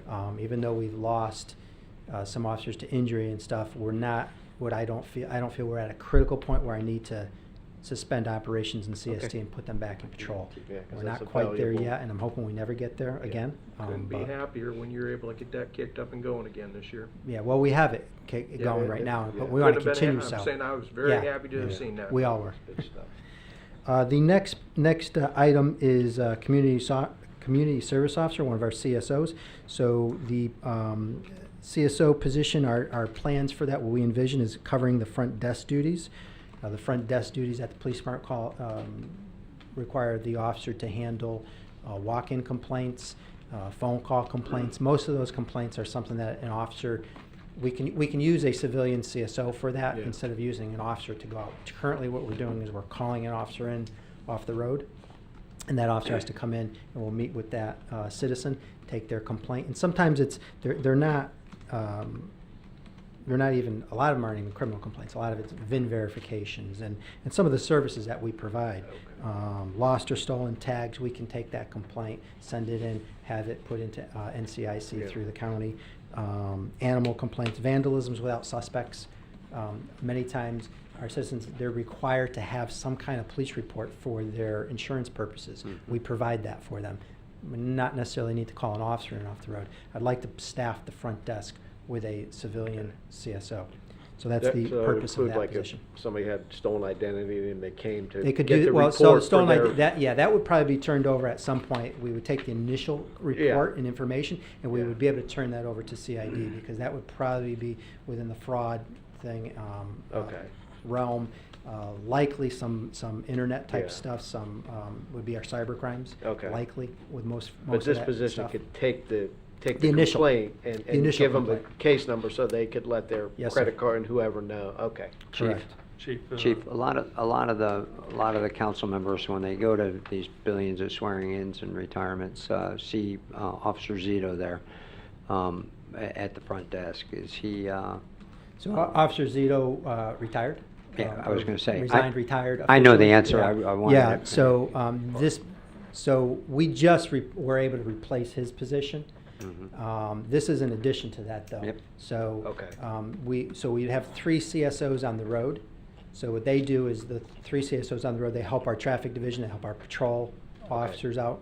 Oftentimes on crashes, you'll see them out there directing traffic, so the officers can investigate instead of out there directing traffic. So we actually, it's an efficient use of resources this way, and we're not using our officers for some of those minor services, but needed services.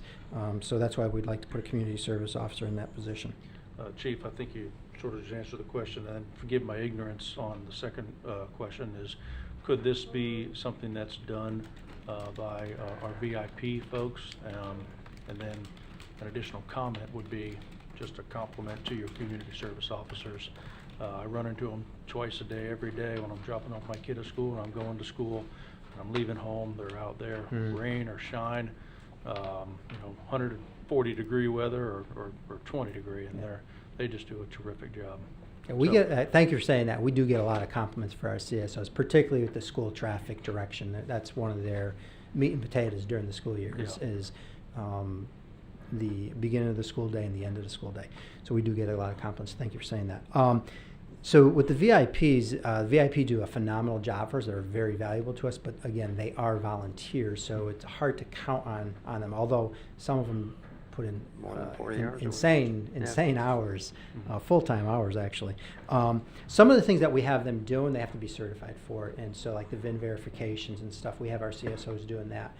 When they're out on the road, they can do parking complaints too. We've got them certified through the state to do that as well. So it doesn't really fit the VIP model as much.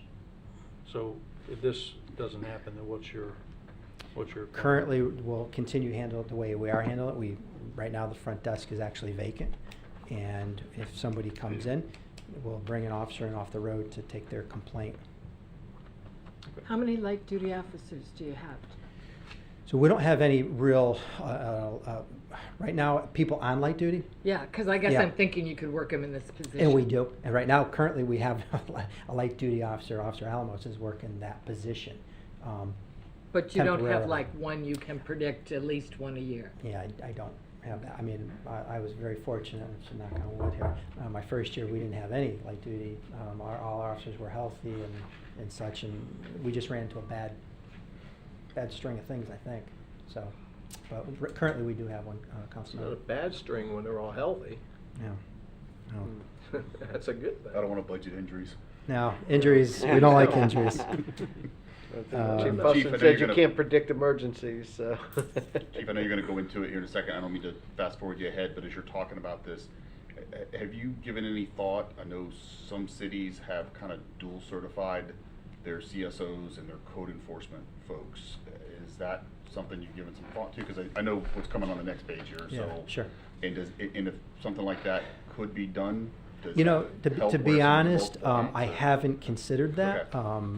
and we're gonna talk about some code stuff, but, I think we have enough code concerns, I don't wanna say issues, but maybe concerns in our city that we're at full bore with our code, so, not sure having them included handling the CSO duties would be efficient for us. And then if we put the CSOs doing some of the code stuff, that takes away from our CSOs, at least at the current rate we have. So, but I hadn't really considered looking at an analysis of that. I have not. And I wasn't necessarily thinking just for a specific 3 or so, but just in a very long-term general forecast. yeah. Let's say ultimately you could end up with a culmination of 10 CSO or 10 personnel that could be dual certified to handle.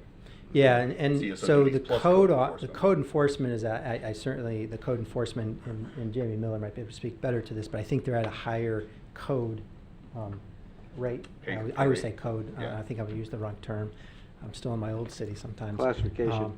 Thank you, classification, than our CSOs. Got it. The third position would be, is really a request for a reclass. Last year, if you recall, we talked about an evidence supervisor position. I think if I'm not mistaken, Councilman Stiltner, you had brought up the need, obviously, for a supervisor position. I think we even spoke about Ormond Beach's issue. And at the time, we had to make some adjustments, and we made it an evidence technician instead, just to make some adjustments for the budget. I'm asking to reclass that to an evidence supervisor. I think the way we discussed it last year, at least, was we could explore that going down the road. So I'd like to make that an evidence supervisor. I think it's needed.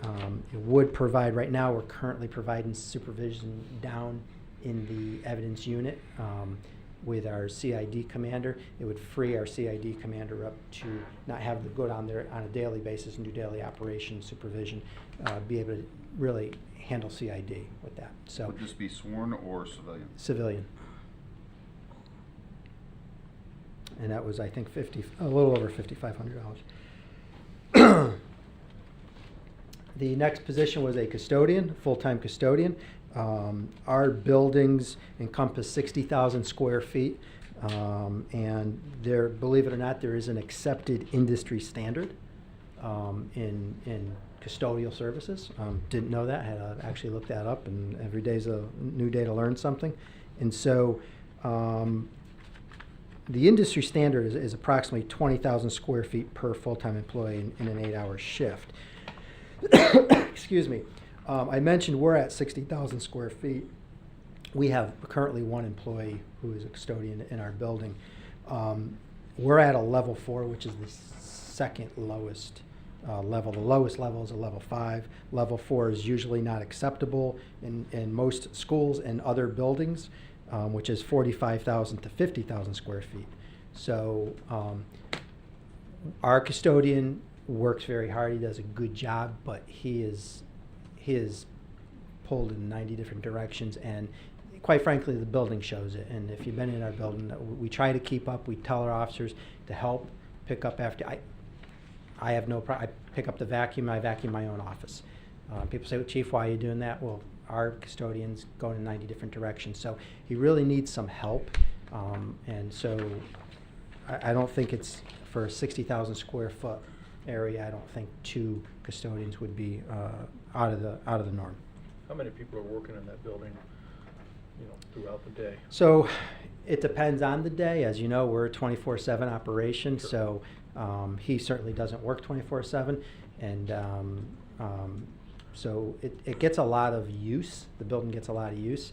Certainly in the daytime hours between Monday through Friday, certainly more people are in the building because we do have a lot of administrative staff or clerical staff involved.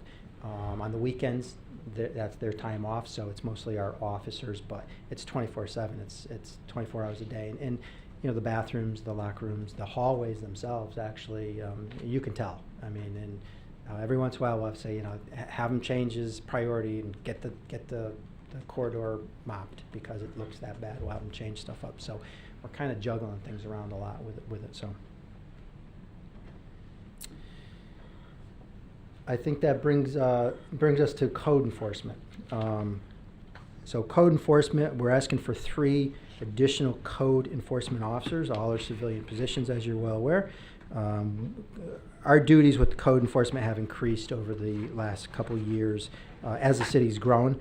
We've had the same number of code enforcement officers for the past a little over 20 years. Despite that growth, our numbers have maintained the same, but we do have increased violations that go along with that growth. Some of the additional duties, or addition to their daily duties that they typically do, now is a busy time of year, certainly for residential properties with high grass, high weeds, as one of their top violations actually in the city.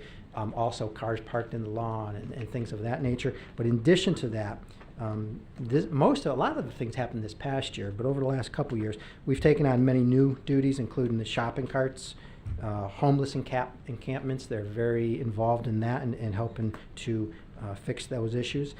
Illegal roll-off containers, participating in the inspections of properties owned by the city, inspections of tree replacement permits, inspections of the properly pruned trees, inspection of properties for proper amounts of shade trees.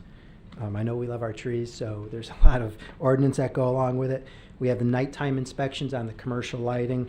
And then, quite frankly, there's an increased attention, not only from the board, but from me as well. I'm telling them we need increased attention on some of our commercial properties. So we're trying to keep up with that. The idea, what we envision, is we have envisioned realigning our code enforcement zones, if you will, to make them more manageable for our code enforcement officers if we get these extra officers, and then taking one officer, one code enforcement officer, and making him or her responsible solely for the commercial properties. And we think it'd be more manageable that way. We get more things accomplished. How many do we have right now? Currently, we have 4, and we have 1 supervisor. And most of her duties are administrative, keeping up with that type of stuff, answering calls, going through the state, setting up the magistrate meetings and things of that nature. Would that community service officer take some work, some load off of that supervisor? No, because I think again, we're talking different classifications, Sure. and then there's training that goes along with it. They have to be certified, and as you say, and we have included in there that number that 155,000, almost 156,000, is included. The certifications, the licensing that we need to do. So they're really not going to fit. There's no administrative assistant type person to handle detail stuff? There is that an all the administrative assistant as well. I think this past year, 2 budget cycles ago, I think they were given an administrative assistant who does a lot of that administrative work. Previous to that, the code enforcement officers would have to go out there, cite the citation. That's right, I They would have to remember that bring discussion. everything back in, do all their own research, all that own work. So now what they do is they just ship it into her via the computer. They stay on the road. They go to the next call. She does all the legwork, if you will, and then sends that research to them, and they That can was do. 2 years ago, right? Yeah, it's two cycles ago. I remember. Okay, thank you. So an added professional development comment from that person. So we hired that person up in community development, or did you hire? No, Or- community. They've hired before she came to me. Community development hired her. That whole group went to the police department. She departed the pattern for greener pastures for a month. A little more, but not much more. A little more, and Port Orange is a place to be. So she came back after a month and said, "Man." Yeah, and she was a What- very good employee. We really hated to lose her. So Yeah. when we So found is- out she was interested in coming back, we Good to struck get her quick. back, and good to know that that code enforcement and the police department and larger, that the organization's a place that people want to work and even come back to, because where she left was for more money. Yeah. So she came back even. Yep. The money wasn't what it was all about. So that's a The good code news story. enforcement found out the grass is not always greener. Sometimes, Oh, nice. No somebody pun once there. told No me, pun. I think somebody told me once, if the grass is green, it requires more mowing. Does that sound correct? That's what the code enforcement team says. That's for sure. Scotty boy knows it. And then the last vehicle the last item goes with that other item, which is really a vehicle for vehicles for the code enforcement officers. So.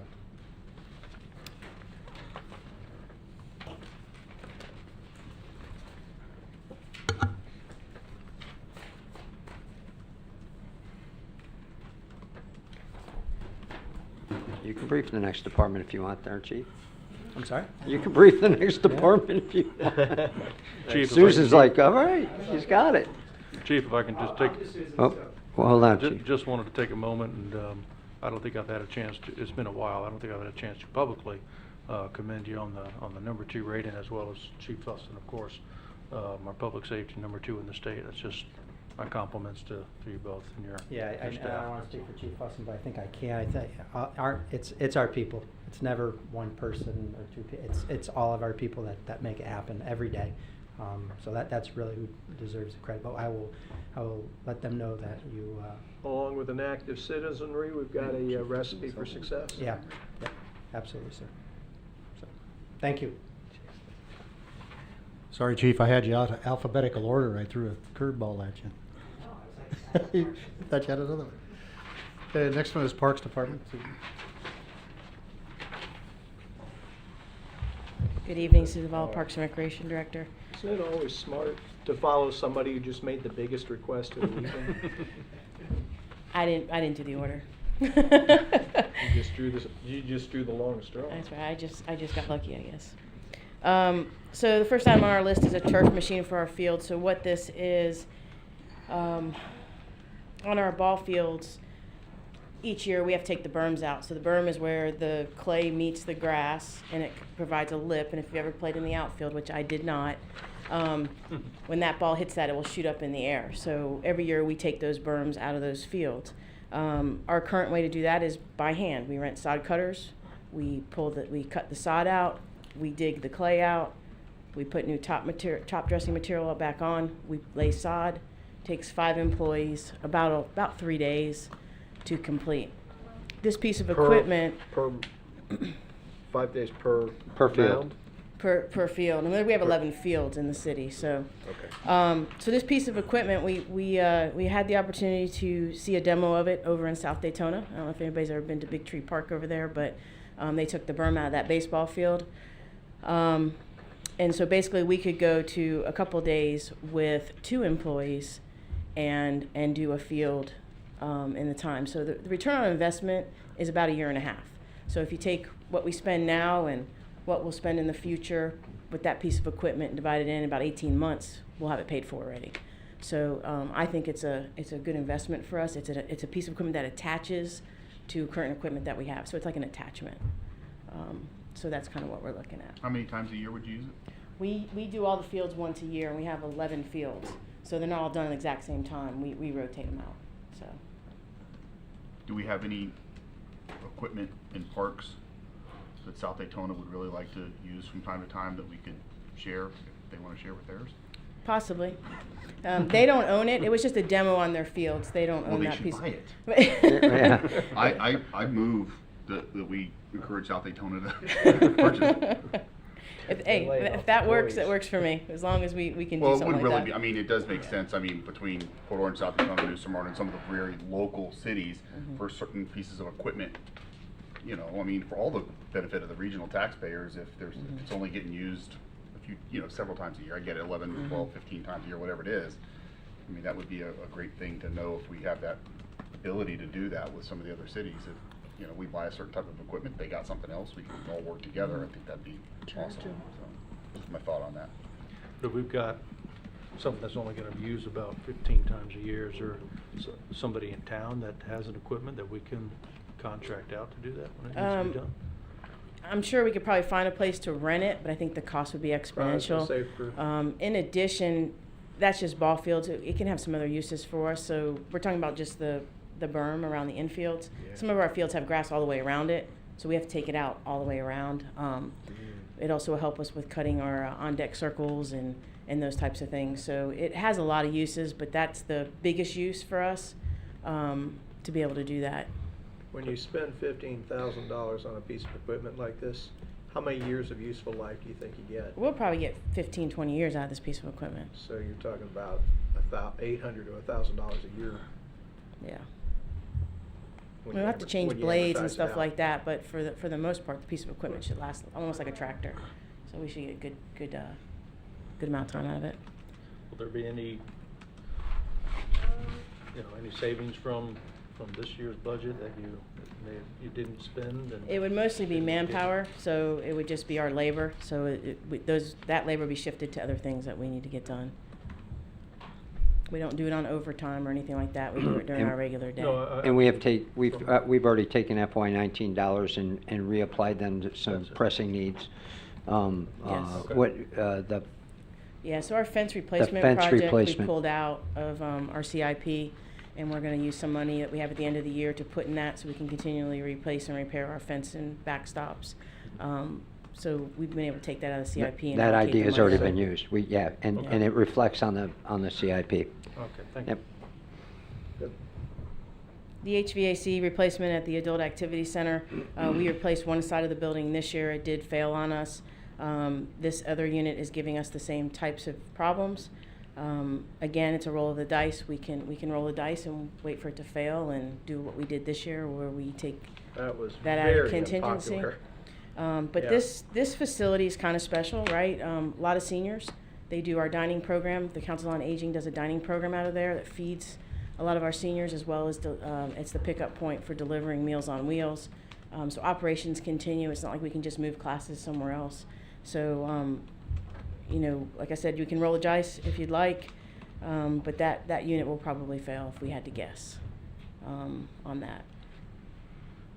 I'm going to group the infield renovations and the sodding of the outfield kind of together to kind of explain them, but we've heard from the council several times that they'd like to see some changes to our infields and renovations here at City Center.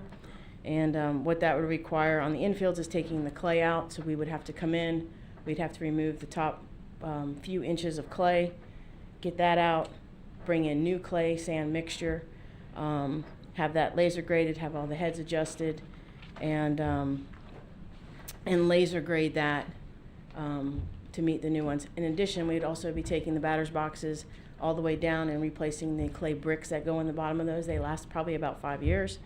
So we'd have to replace those on those fields. The outfields, the City Center outfields are original. They are the original fields that were built, original grass. And if you know anything about Bermuda turf, you know it breaks down. For recreation, the turf is probably still okay, but what we're finding is as we keep adding clay to fields every single year, we've built up our infields and our outfields are still the same, so it looks like kids are sitting on their knees when you look at them because it's just not level. It gives them an extra half second before the ball comes down. Sure. They might need it. You know? So it's something that we probably need to start replacing, is resodding our outfields, and we have on here just to try and do one a year at City Center, and there's 5 fields there. And they're different sizes, so the costs will ebb and flow depending on what size field we're doing at the time. But that's the average cost to do that. And again, you're going to be cutting out all that sod, readjusting all your heads, bringing all new dirt, re-leveling everything, and then rolling out new sod. So sounds pretty simple, but it's a little harder than that. So that explains those 2 items. Susan, on your infield renovations, I'm blown away by the cost. I remember doing this over at Spruce Creek, and I just don't recall it being $8,000 a field. And I know it's the entire infield, but the field at Spruce Creek is, and we combined it with the softball field as well. And even combined, I don't believe the cost is at $8,000. So Yeah, where's that cost? So again, when you do a project in the city, it's a lot different than maybe doing it with volunteers or doing it somewhere else, or with students or coaches. I think did a lot of that, right? Yeah, we did. Yeah. We did a lot of that in-house. So- I'm wondering, we have folks here that can do it in-house. We rented the We equipment. do, but we pay them. Yeah. That's the difference, is Which they're already being paid. the, They're on the clock when they're working. Yeah. It would mean that we're not doing we're not anything doing else. something else. It would take a whole lot on our staff to be able to do this project. Not to mention the laser graders. We don't have any. We'd have to rent those. Right. And with any city project, I think the one thing that is important to know is when you put a city project out, we have requirements as a city, right? We require bonding. We require certain levels of insurance. It affects other departments. Our purchasing department has to put that out, so that that costs us money also. So I think when you start putting projects out there, you have to have superintendent on site. There's things we have to have that are required. Would That volunteers cost be adds able to- into the projects. Would volunteers be able to do this project with the rented equipment? I imagine there'd be liability involved in that, but I'm just, again, I'm, And I'll be honest, Chase, we tap a lot of volunteers in Parks and Rec. You know that, right? Sure. We have over 300 volunteers in our youth sports programs, and we just tax them to no end. And it's getting harder and harder and harder to get people to commit that type of time. And now you're asking for some of this. Now, granted, might find a contractor who may do this in kind? Maybe. But business is so good out there right now, we're having trouble getting them to do anything really, even been on some of our projects. Sure. Because the market is just so good. I think during times that we just came out of, we think we had a little more success, like when we did the Gail Lemeron Field and times like that. Things were a little bit slower. Mm-hmm. We had a little more volunteerism there. We're just finding a hard time to get that right now. Yeah. So. That stinks, because it's something I'm the one that really asked for this, but it comes down to that amount of cost, knowing what it really costs to do it, it's just hard to get past that. But thanks, Susan. Sure. Susan, a little time out. Margaret? Yes.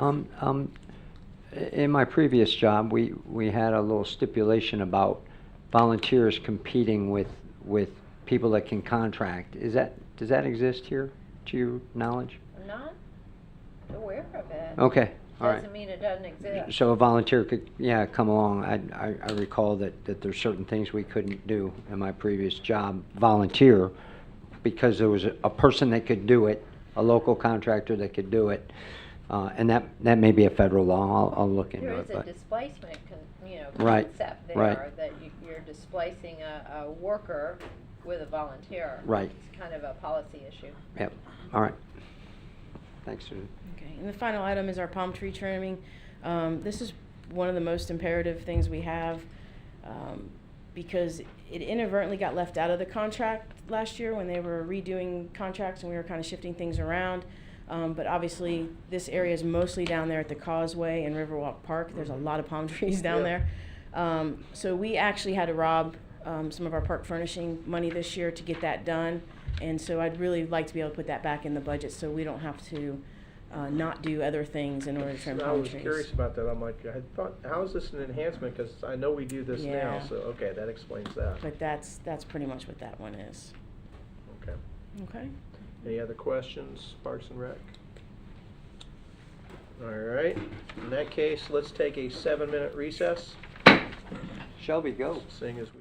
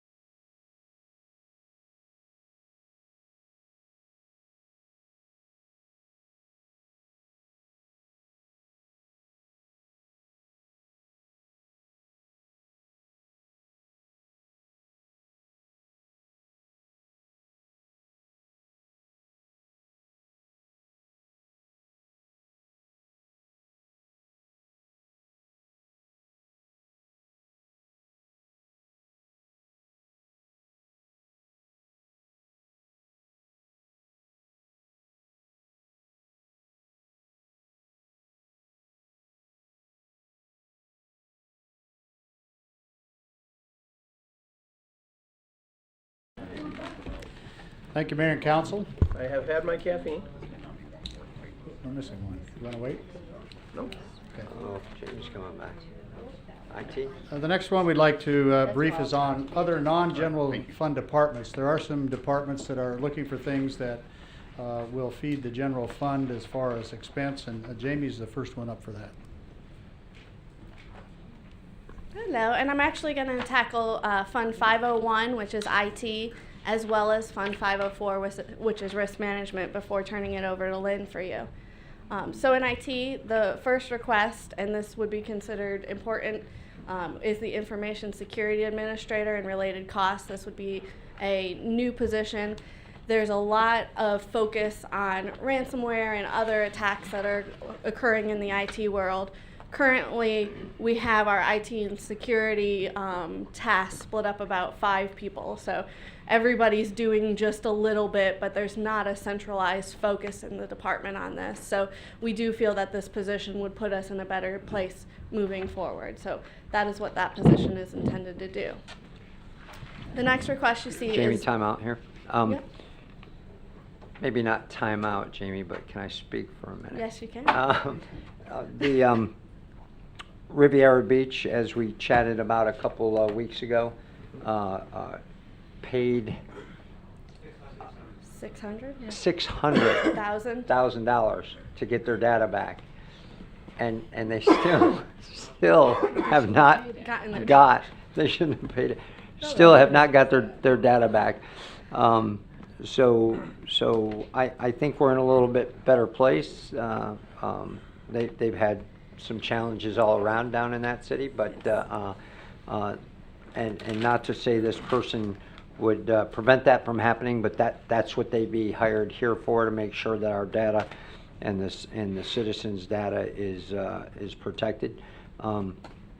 We've had a few what do you call them, infiltrations that we've caught. Some spear phishing campaigns, we get those pretty regularly. Yeah. Some people this week, as a matter of fact, got an email from me asking for $48,000 or something. A wire transfer, correct? I didn't get it.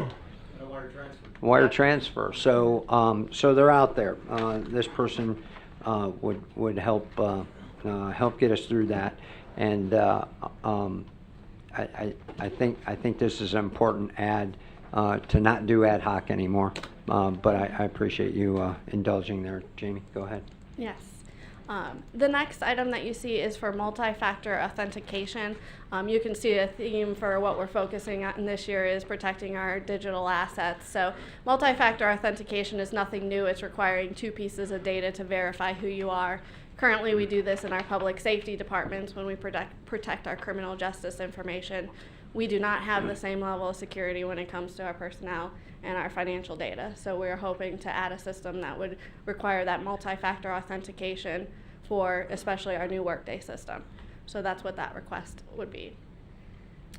The next item, which would be considered desirable when you look at the priority level, is an increased access control for our data center. Currently on our data center, which houses where all of our physical infrastructure and IT is, has one of the punch button doors, which we are not able to audit or track who's coming and going from that. We would like to put a swipe card in like you see throughout the city hall for that. And then the last item in IT would also be considered desirable, and this would be in the new annex. There has been a wonderful training room created, and we would like to install AV cameras that come back to our broadcast. So I know we're still engaging in the conversation about what the future of our broadcast looks like, but it would be desirable if we are able to hook something up to that system where we could also broadcast from that remote site, giving a little bit more flexibility if you wanted to have workshops over there. So I know the Parks and Recreation Board meeting, it would allow us to broadcast off-site as well. Again, that would be a desirable item. Moving into the risk management fund, the only request on that one would be for an additional personnel, and for that would be for a diversity and inclusion officer. This position is going You're gonna have to explain that. Yes, absolutely. So this position is going to cover quite a few things. You see a lot of discussion about ADA coming about. and to take a step back, with all 3 positions that you see being requested out of Administrative Services Department, these are all things that current staff, tries to accomplish to the best of our resources. And we will continue to try to accomplish it to the best of our resources. But these are areas that I feel when we position going forward and growing as an organization are areas that we could use a little bit more strength in. So a lot of focus has been put on ADA requirements over the last year or so. And there's a 1-person risk management department and then me. And so we try our best to keep that moving, and we feel that there could be a little bit more focus on it. This position would also take first-line investigations for any complaints, not only related to ADA issues, but anything related to diversity or inclusion in the organization. So if there's any complaints about improper conduct within the organization, they would be the first level of an investigator on those items. And the last item that this position would be primarily tasked with is to do some more diversity initiatives within the organization.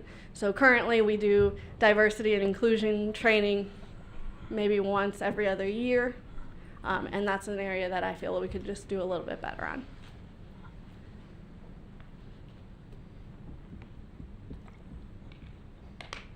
Thank you.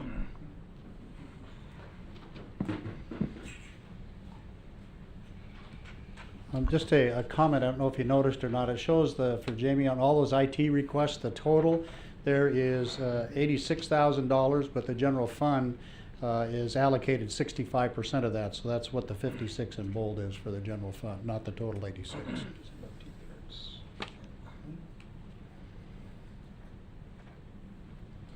Good evening. Lynn Stevens, Public Works Utilities Director. I have but one item in front of you this evening. Denied. Boom. You had a chance. Gotten there. Tough crowd. It's very hard to be last, too, by Is the it way. another generator mechanic? No, but he's doing an awesome job. We're real happy to have him. It's to purchase a forklift for our Public Works building. Right now, they have to run over to utilities and use theirs. If utilities is using theirs, of course, Public Works has to hold off and wait. So this would definitely help with our efficiency and effectiveness, as well as save some of the folks, because I do believe, close your ears, Jamie, but I do believe some of the guys try to unload things that they probably should not be unloading safely. And it's a concern. So we believe that having a forklift on site will help us, especially when we start. It handles both stormwater is there, grounds maintenance, roads, as well as Public Works, or fleet. Who would use it more, Public Works or Public Utilities? Public Works. It'll stay at Public Works. So put the new one at Public Works, put the old one at Public Utilities where it's Public used less? Utilities has one, but Okay. it's not an off the road. Okay. It's simply designed for the warehouse. Okay. We got the city manager's conference table. I don't understand why we need this anymore. Which came in by hand, by the way. Yeah. Thank you. Questions, Just comments? before you go, Yes, I got sir. the forklift part, but if you could just real quick, the incident that happened in Fort Lauderdale. Oh, yes, yes, So yes. in your field, do you, number one, do we have water mains that big in our city? I think the largest we have is a 24. Okay, because 42, when I saw 42 inches, I was like, Ye- that's incredible. They're serving, that was their Yeah. main raw water line coming into their water plant from their supply. Okay. And that was for 100,000 people. So in your field, do we send people when something like that happens? Do they have like post-incident reviews and where different cities? I know like they do that in police and fire and stuff like that, and that seems to be The pretty association. catastrophic. I just was curious if you'll be sending anybody, or does that occur and So people can learn from other incidents like that? the utility department has something called Flaw Warn, which is a state-run group of folks that do disaster relief for utilities. So I assume that they will be involved in that, as well as, of course, Department of Environmental Protection will be all over that one There's no doubt in my mind. As far as lessons learned, though, the association. Well, it could be. There's a lot of Florida Rural associations that do that. Yeah. Okay. For the There's Florida Rural conferences, they'll go, Water this, you and- know. Yeah, that's kind of what I was curious about. Sure. I mean, the last Yeah. news report I saw was close to 250,000 people. And Yeah. No water. we'll probably hear about it at, Alan and I will probably hear about it at the next FCCMA, since it was pretty catastrophic. Can't do that. You know the rules. Come Alan's on the professional Come on. development We committee also for approved- We ain't got all FCCMA. day, Mr. Arkansas. We approved in the budget last year to Alan? do a complete investigation of our own raw water main. Okay. Thank you. Can I get the Skittles first, Alan? Yeah, Alan Rose, Assistant City Manager. I'm the chair of the Professional Development Committee for Florida City County Management Association. Actually, the first webinar we're going to have in August actually features Flowhorn, and I guarantee you they're probably going to talk about this situation. Excellent. Yeah. As sore as you are, what are you doing Thanks, sitting Al. all the way in the back? He wasn't planning on speaking. Yeah. You blew that play. Thank you, Lynn. I do have a question for Lynn. It's in the base budget, though. Looking through Public Works, can you explain to me the... Page number, please? Yeah. Where is the page number? Down at the bottom right, little number. Bottom right. I don't have the page numbers on Yeah, you will at some point. Which account They, code? it's sort of right in the Public Works then? middle there. Yeah. Just give us the account number then. 4350. 4350. Yes, ma'am. Yep. That's our new group this year. What we've done is we've split apart streets from grounds maintenance. That would 80. be on page Right after the Public Works. 79, 80, 78. Public Works grounds. page 78. Starts grounds. Yeah. I'm So what we've noticing, done is historically it was difficult to get an actual cost between what it cost us to maintain streets and signs versus what it cost us to maintain trees and grounds. So what we've asked for this year is to split those two cost centers out so we can accurately measure and monitor what each of those divisions are costing us. What's the additional cost? I'm seeing $1.3 million for grounds. Was that taken out of? That, yes, so We there split are. it. So, It's not so an both, additional 1.3. No. both divisions, if you added them back in, cost more this year than it did last year, but it is not in addition to, it's just a little growth in both division. There's a total of 4% difference between the two. If you add them back together, Yep, there's a difference of 4% increase, increase. yep. Mhm. Is there further outsourcing of that we could do to reduce the cost, or is that? That is outsourced already. That is There's out- that's the 61K in outsourced cost. additional mowing, outsourced mowing, and some in-house, 6K in irrigation because she doesn't have enough stuff to fix our irrigation, and about 7K in agricultural, in-house. But the outhouse, the outsource is mowing. Okay. Okay. That was the only main question I had on the base thing. Thank you.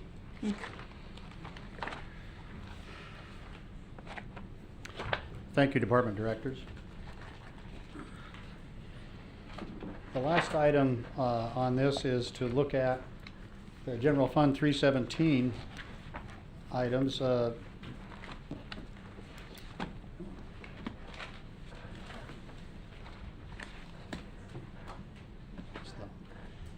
This is the same basic slide that I showed you before. Originally, it was about $4.5 million, and it's been now pared down to 3.1. You can see on the left is the city manager rank, the priority, based on what we'd said before, the 4 criteria: the project, the department responsible, the goal, and the dollar request. So, Mayor, I'm not sure if you would like each of the directors to come up and explain all of those in their area, or how you would like to go through this list. Council, what do you think? You've I heard think through that most of them, right? Personally, I think they all need a little bit of context. Yeah, So- I so this remember is- most of these. It's a playground replacement. I'm curious as to, is that the air conditioning vent at the HVAC, is that the HVAC and the thing? Playground thing that- replacements or no, so, by the way, number two, Chief, I apologize, that should be imperative as well.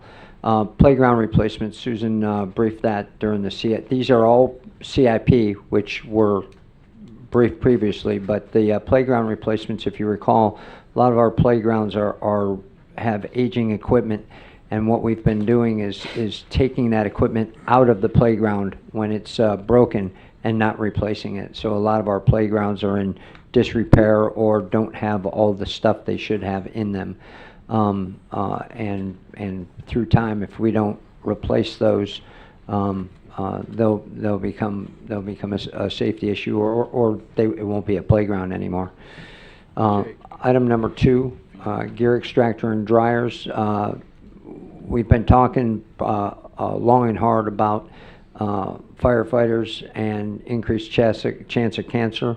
After events, we want the gear extractor and dryers to be able to rid our bunker gear from any stuff that they get on them from a fire or any time they respond, and put that stuff back into service. Ball field lamp replacement. That is mainly an essential function for money savings. We have some old lights or lamps in our ball fields. We'd like to replace those. Those are LED, is that correct? No, they're not LED. The City Hall repurposing. So the City Hall repurposing and City Hall building HVAC are kind of go hand in hand. We have a lot of empty space upstairs that needs to be designed for the people we're going to move up there. And additionally, in that repurposing are some upgraded security features to take care of our folks from an active shooter. We're not going all out. We're not armoring every room in the place, but we're taking care of some vulnerabilities we may have, and we have to do that to determine what the design's going to be before we change the HVAC. What we don't want to do is put a new HVAC in that looks similar to the HVAC we have, and then start putting walls up and find out that that we're not designed correctly, and put ourselves in the same spot we're in right now. So those things run hand in hand. Number 5, by the way, the HVAC is very inefficient as it is right now, and that is going to be probably when all is said and done, Councilman Stiltner is going to freak out again, but about $1.3 million when all is said and done. We're trying to do that in a 3-phase project. That's not all air conditioning. Throughout our time here in City Hall, we've put things in the overhead. When we put things in the overhead, you send somebody up there and they go, oh, we got to go through this wall. So they punch out part of the wall to get a cable to go through. Well, now you have a fire hazard because you just broke through a firewall or some other structural integrity piece that they have to repair. And that does include, by the way, taking out all the old data cable and all the stuff that's up in the overheads that you all can't see that doesn't need to be there anymore. The down under revitalization, we've been talking about that a lot. I'm calling that essential for community development from an economic standpoint. It's going to make some money for you in District 1, in the Town Center CRA, which is in the Hurt Locker. And that's been fairly high on council's list, so it's fairly high on this list. Rec Center remodel was a mandate from council and the Parks and Rec Committee last year. We have that pretty high on the list. That's been designed. We got grant money for that, and we'd like to move forward with phase 2 of that. gateway signage has been on a council, not a council mandate, yeah, council mandate priority. We've got that pretty much locked in. We're about to present to you shortly to the tune of $115,000 down from 165, Tim? 165. So after your last workshop on that in Public Works, Public Utilities, if you recall, we decreased the price of that. Parks maintenance storage. Susan mentioned that she wants a turf machine. I'm not saying that that would have to be outside, but a majority of our parks and rec items get stored outside. We like to put those things inside, and that would be a parks and maintenance storage would be for a storage unit to put some of our outside gear inside. The training facility and tower, we're going to use impact fees for that, and after the impact fees are used, we need approximately $283,000 additional to take care of that.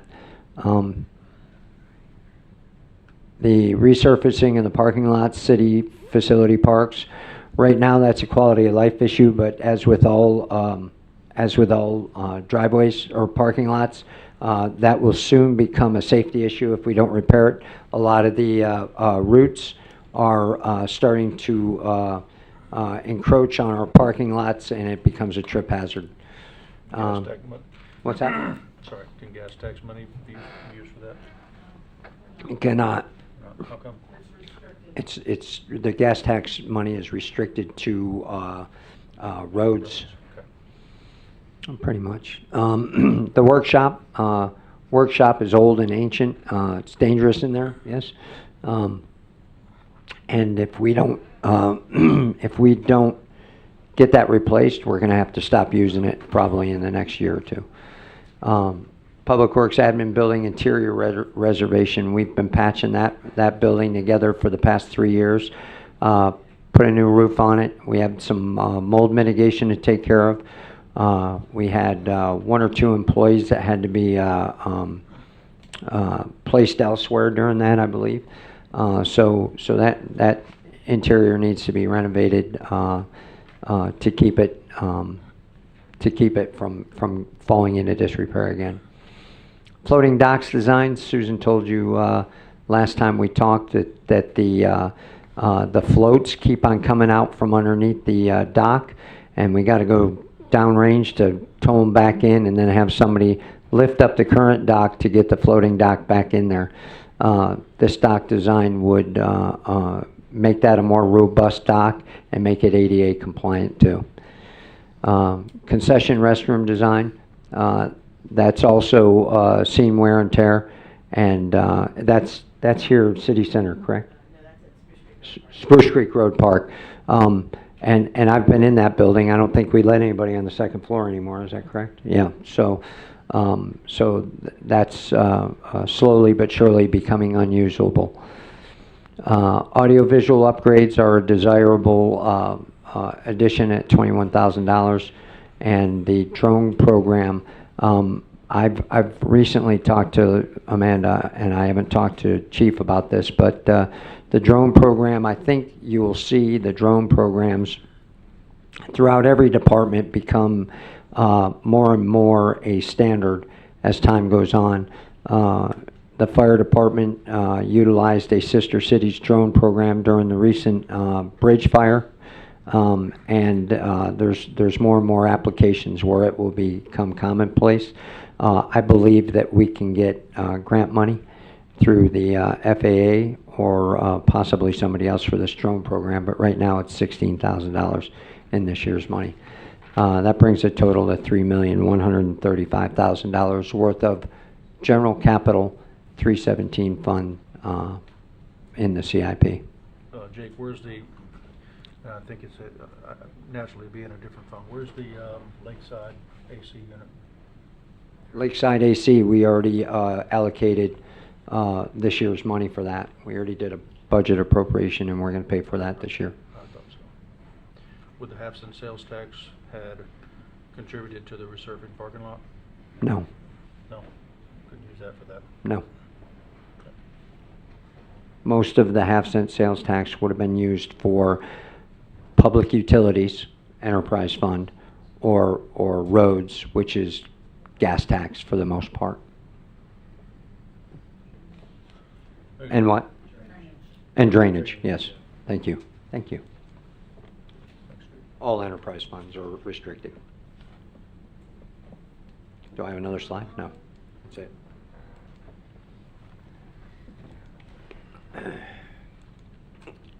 Have some good news. You do? Hey, revenues. We saved that for the end. Scott. Went over it very quickly. Scott. Yes, sir. If I can just interject for a second, go back to Jake for a moment. Please.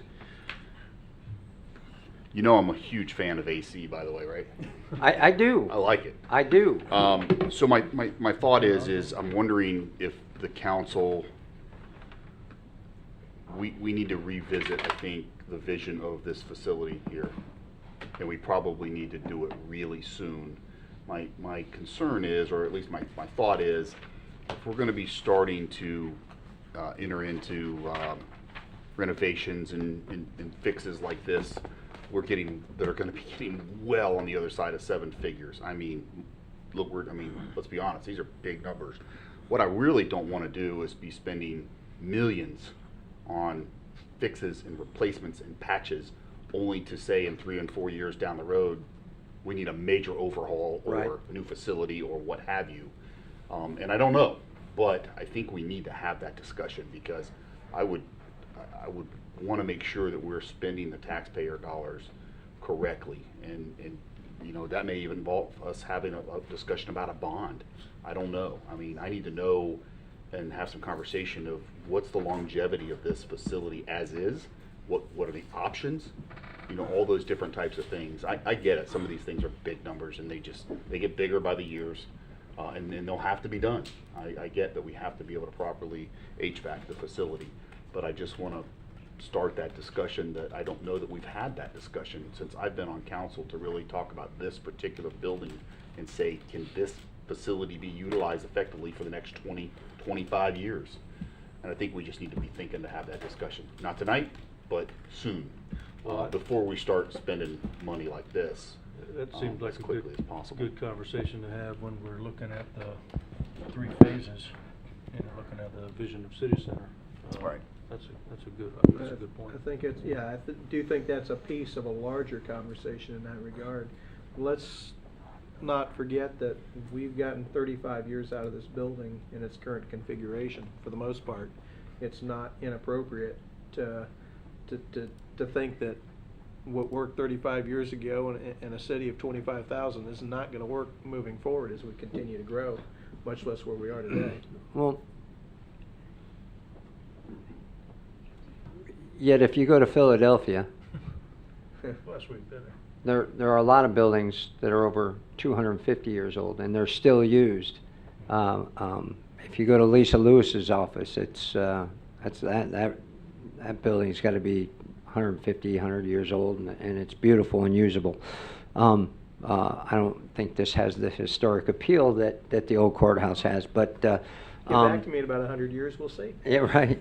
But you know, as Alan Green would say, there's room out there for the wing that was never built. You know, if you talk to Tim Berman, he says close off the alcove back here and make 2 stories worth of additional space. And I would not expect, if our city is going to max out at around 75 or 80,000 people, that a staff would need to grow any more than that, and definitely not more than a wing, in my opinion.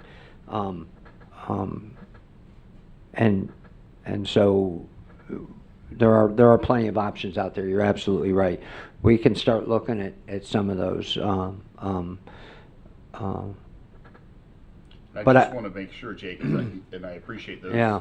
Those are Yeah. great suggestions and ideas that I think will be part of the discussion, but I just want to make sure that when we're starting to enter into multi-million-dollar stuff, that we do it right the first time, and that we don't I don't want to spend $1.3 million on redoing HVAC, and then 5 years later say, let's build this wing, and realize half of the HVAC stuff has to be redone again, or could have saved money, or what have you. So, I mean, there may be value in some of the stuff like we did with the PD, where we built for the expansion, basically shelled, right? And so, you know, you can grow into some of that spaces, and I don't know if maybe, you know, that would be something would be viable too. But So why don't we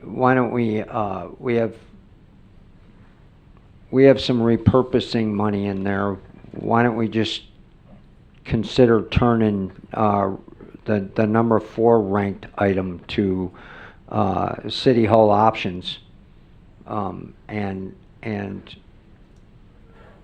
possibly defer, Lynn, don't kill me, defer the HVAC, understanding that if it goes, we're going to be at the podium asking for money, or if it looks like it's going. I would like to.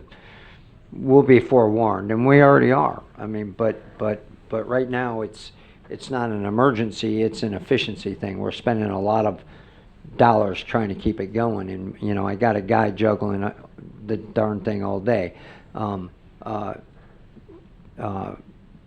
Scott's crew is wearing sweaters, and they have space heaters in the morning. In the meantime, Cindy and I are you know, we got our fans going in here. So, you know, and if you recall, we did have a period of what, 3 months, 2 months of portable air conditioners right here in this space.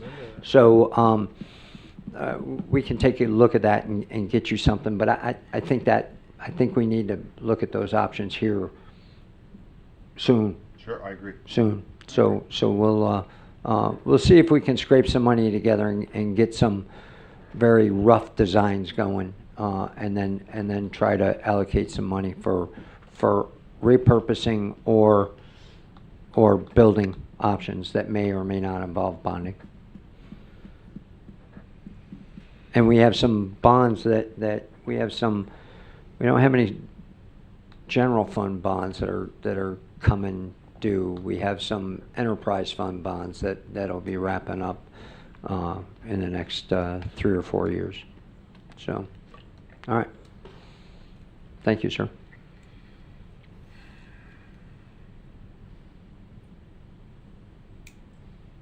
Come on. Still got a good story, right? There we go. I was not here in Florida during these times, but our kids were, and it was major storm. This shows where we are today. For Matthew, we've received the bulk of the funds. However, for Irma, there's still $2.6 million outstanding that we are waiting for confirmation from the state to give us the authority to go ahead and book that. That revenue does not get booked until we get the confirmation from the state. So that's sitting as a receivable. Combined, it's about $2.8 million. So that is out there. It's non-spendable at this point because it's we don't have the cash, but it's there. Scott, is there? So that completes our briefing. I know there were some questions back on the. Do you want to go back to that slide? Yeah. Is Sure. there any chance on the? I mean, did we expect 100% reimbursement on the? I mean, we're 196,000 short. Is that? Are we still expecting that to come in, or is that your, you know, is the that's Matthew done? That's our expected amount. Yeah, I think you need to be careful when you say 100% reimbursement. I think it's more 100% of the request. Well, that's what I spent several $1 million more than yes, this. that's what I expect. Okay, so. And one of the things that I know that Allison and Amanda are working very hard on, and also working with Shannon, the emergency management director, is to make sure that going forward we have all the documentation we need, so when we do go submit for reimbursement that we have all of the paperwork. A lot of that's been going back and forth. We need more of this, we need more of that, we need more of this. So that's an area. And as I mentioned, the other, you know, so the FEMA folks, they do 90-day temporary duty, 90 days. So somebody in New York at headquarters will come down to Atlanta for 90 days and work these claims. So after 90 days, they leave their inbox, they go back to to headquarters in DC or New York, and another person comes down, and that inbox is in there. And after they get their sexual harassment training and their ethics training and everything, and they get their TDY and they get their per diem going and they make sure they got a meal, they start going through that inbox. And they go, oh, look, Port Orange. Yeah, I'm just going to call them and ask them for some stuff. So they, if it's kind of like Congress. If you can't get it done in your period of duty, in your 2-year Congress tour and your 90-day TDY tour, then it goes back in the inbox and the next person's got to start again. So it's very frustrating. It's a little bit of us not having the information in the right format. And oh, by the way, that format changes occasionally. And it's a lot of them not having the people there and the stability to get the job done from A to Z. So it's very frustrating. And Alan and Allison and everybody are on these guys. We have people we loved, but after 90 days they left and said, sorry, we didn't wrap that up. I'll leave it for the next guy, and you're starting from scratch again. And let's also not forget that basically it's a 2-tier system of underwriting claims. Not to mention, right? Yep. So even once you get it through FEMA, the state is on the hook for bad claims. So, and since the state gets to distribute the money, they basically re-underwrite everything themselves at an additional cost and time.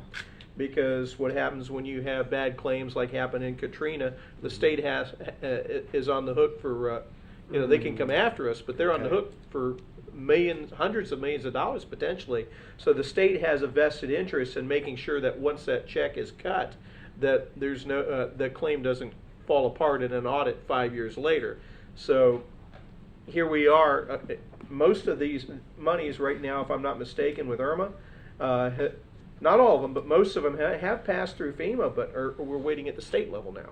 So it is bureaucracy at its absolute finest.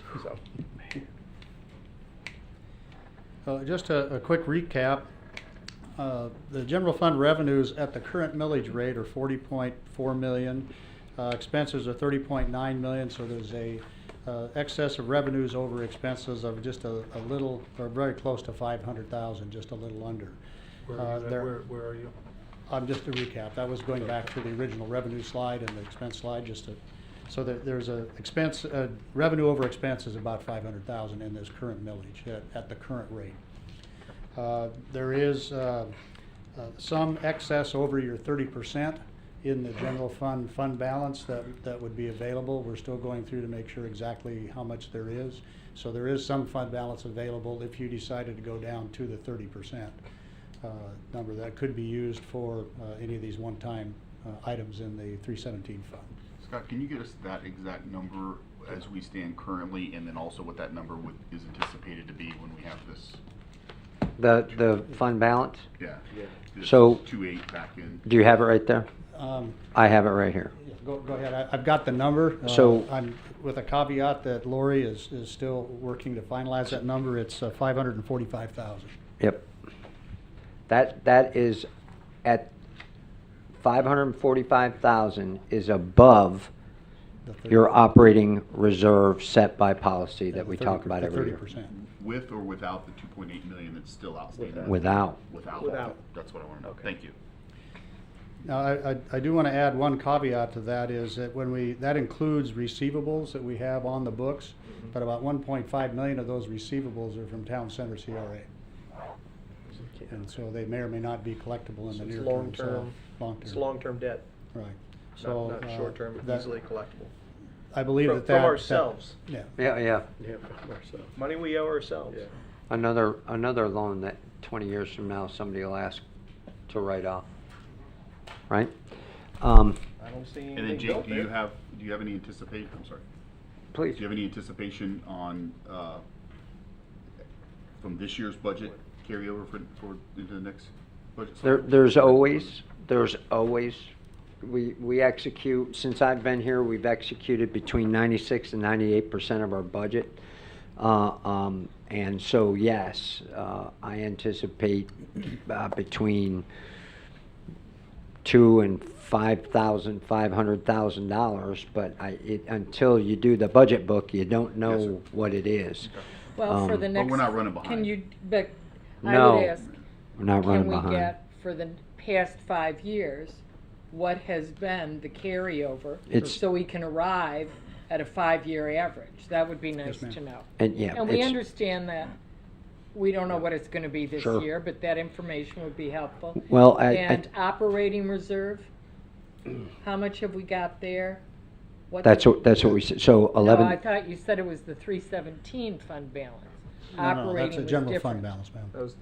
General fund balance is $11,208,000 of operating reserve according to policy What percentage is that? of 30%. 30% by 30%. policy. Yeah, Of operating expenses. That's how that's calculated. So we have over $11 million right now. Yes, ma'am. Okay.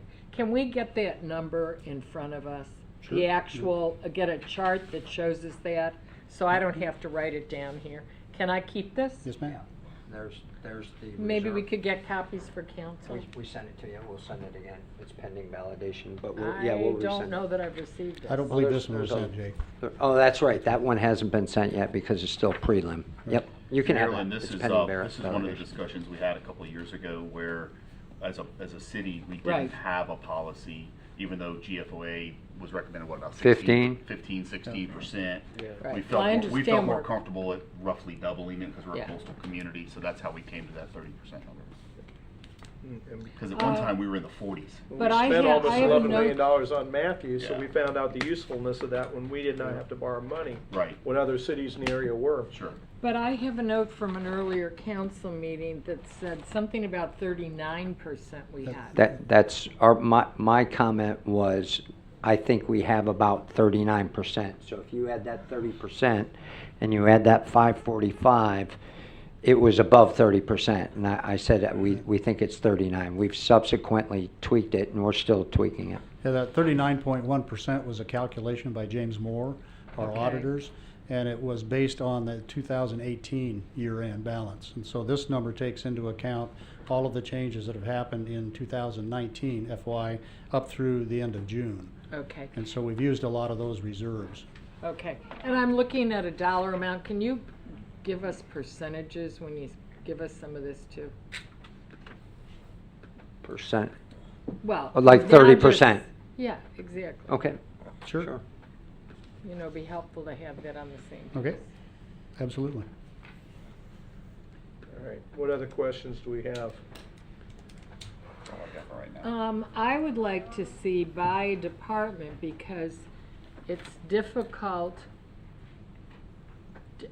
I found context lacking in this document, and so. Which document, ma'am? In the What we just got, the Facebook. operating. And so I think one way to forestall some of that, and this goes to your suggestion the last time, Jake, that citizens come in and ask line by line. Without context, they end up asking questions and taking a lot of time. So it would be useful that you have number of positions authorized by department, filled, and number unfilled, because that relates to some of our discussion today. Level of debt would be useful. Some general comments about context. For example, it appears, health insurance went up, as an overriding issue. If health insurance went up 25%, those are the type of things that I think are going to forestall questions that citizens might have as they look at line by line. Those comments were in the spreadsheet that was provided to council early on. These?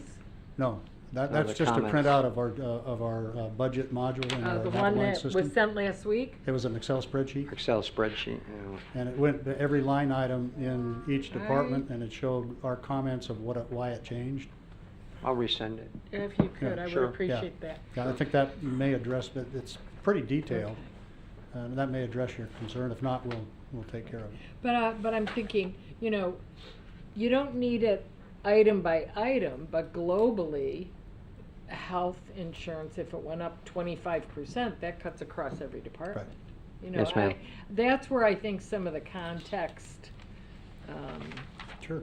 is missing that I would like to see. So, and we can provide that as we move into the sausage grinding of approving the budget. That's for sure. I think this first step effort here, and maybe Scott, we went too global by showing the summary in the front of the book with just personnel expenses, because the personnel expense includes that healthcare expense. But what we don't need today, which is why we didn't concentrate on it, and you know we struggled to wrap this up and get it out today, is that we can't decrease healthcare.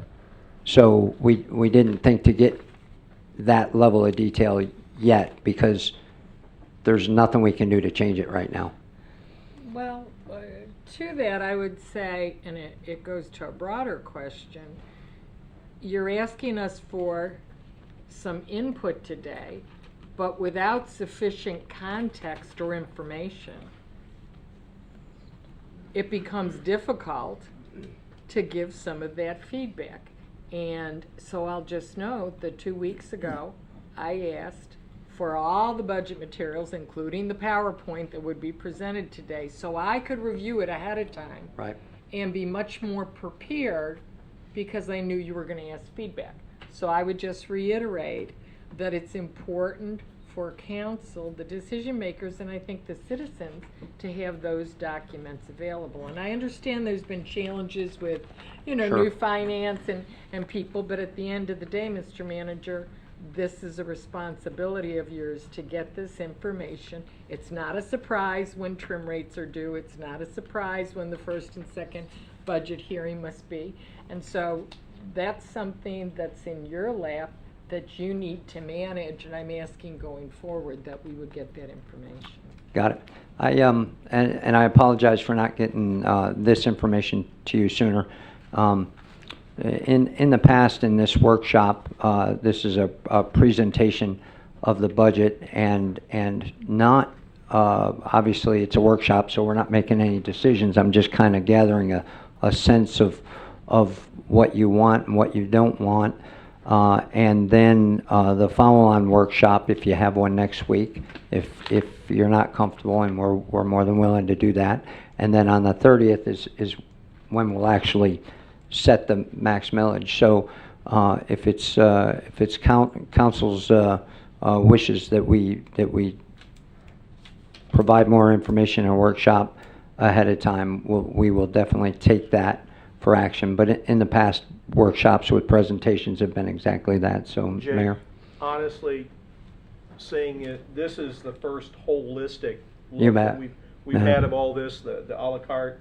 And I've been at this a number of years, and I can honestly say I'm not prepared to make decisions on things like this tonight anyway.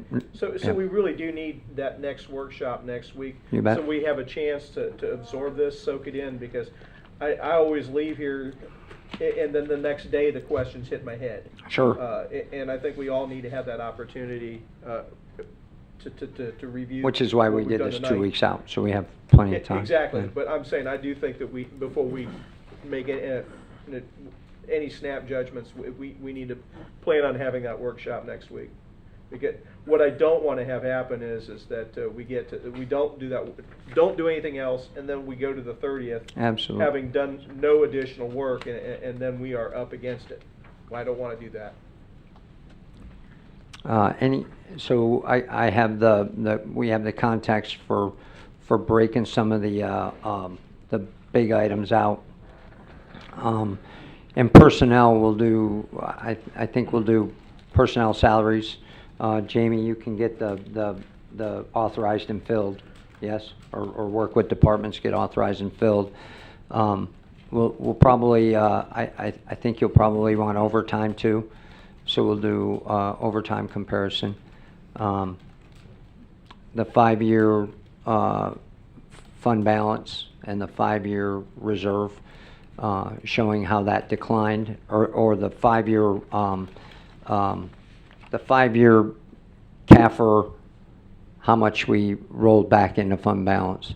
So, Including hurricane footnotes. right, Because absolutely. we've been doing $1.5 million a year rollback, and then we had a couple of hurricanes, and that was one of the biggest reasons why we had an increase the way we did last year. Last year we had nothing. we didn't put anything. There was nothing to roll. We had Right, spent $12 million on hurricanes. Right. That's going to do that. right. So we'll So, provide. those footnotes. We'll provide that execution rate, what was left over that went to fund balance. Now, I would add to council that in our budget book and our CAFRs, a lot of that historical information is in there, and if you don't have it, be happy to provide you one. I don't believe I have a budget book or a CAFR. I will get you one if you I want to would wait right after appreciate this. that. Thank you. It's on our website, but I'll get you a hard copy. This is the budget book. Yeah, I don't have one of those. It really is a wonderful document. And I've been looking at the CAFR online, and I have no fun doing that. So if you could get me Yeah. a paper copy of the CAFR, I'd appreciate that. So, and Councilmember Ford, one of the things that I think, Chase, you can say yes or no, but when Councilman Tremont came into came on council, he sat down with finance, because even I don't know how the county's book looks, but this can be pretty confusing, and I think we answered a bunch of your questions with your little budget meetings with Tracy at the time. So we're more than willing to, instead of you sitting at the house wondering, come on in and take an hour or 3 with the finance department, and they can run you through some of this stuff to clarify some questions you may have of a general nature as well. Up to More than you. an hour. Up to you. That's why I said an hour or 3. We might have spent 10 or 12 with I'll let you know Chase. after I get the Sure, documents. you bet. And just so you know that next year, it'll be a totally different format because we'll be on workbook, or workday. Workday, right. They're getting you the documents, man. It'll be here. in That just a would be minute. Very great. good. So we're looking at a continuation workshop next week. Chase, do you have any other additional comments or questions tonight? No, this is certainly a lot of information, terrific presentation. I think all the requests are extremely, well put, well valid. I'm going to be a tough sell for anything this year. I'm looking more of at the consumer price index inflation rate at about 2%. So like you, Mayor, I wouldn't want to make any decisions on these tonight. But It'll have a cumulative effect. yeah, so that's about as high as I'm willing to go this year. Above rollback, I think we at least should offer our residents a partial rollback. I think they've sent a clear message, but there's a lot more to say in the next one.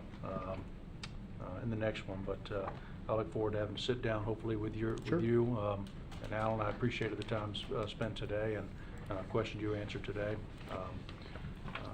So yeah, I'm not willing to make any decisions tonight either, Mayor. So. Drew, comments, questions, directions for staff? Nothing further tonight. I need to dig down deeper in this, but the numbers of just where we're at rollback, the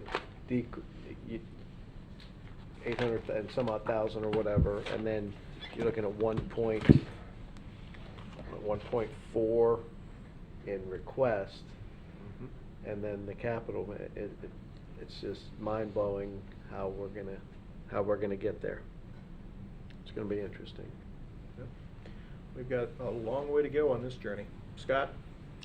It's first inning. Well put. Margaret? Mayor, before we adjourn tonight, can we, if we have a date and time set for the next meeting or the workshop, if we can just I am announce not going to it? let us walk out of here without knowing when we're coming back. Check. When are we coming back? Monday? Tuesday? Thursday. How much time you need? Thursday. Thursday? Next Thursday's Thursday? Planning. No, League of Cities. Yeah, I was gonna say the planning commission's in here next Thursday. Monday, Tuesday, or Wednesday really are only choices, unless you really wanna do this on a Friday night. The annex may be available. On a Friday night. No, on Yes. Thursday night. Actually, we do have League of Cities on Thursday, and I'm an officer, so I have to go. I can do Wednesday. Wednesday? I'm available either day. Does Wednesday work for everybody? 5 Yeah, p.m. it should. Wednesday Did at somebody say no? Everybody said yes? What day is that? Wednesday? 24. 5 p.m. again, Mayor? Can we do 5:15? Whatever your pleasure is. I don't mind 5 o'clock, but it is, I'm trying to squeeze out of one job, get into another, and I like a little bit of breathing room so that I can do this right for you guys. 5:15, just so we make sure we get it noticed properly. 5:15, 1 week from yesterday. Today's Thursday, So almost. what is that, the 25th? The 24th. 24th. So we're gonna do this again, July 24th, 5:15 PM, and a place to be determined, hopefully here. Okay? Anything else come before us this evening? Jake, you got anything else for us now, or if not? I'm leaving town for 1 week. Thank you. Oh, I'm sorry. You guys, good luck with this. I'm leaving tomorrow night, so I'll be running around here till probably around noon. Enjoy Cooperstown. I will. Thank you. I'll be back the following Sunday. Will do. With that, have a good night. Thank you all.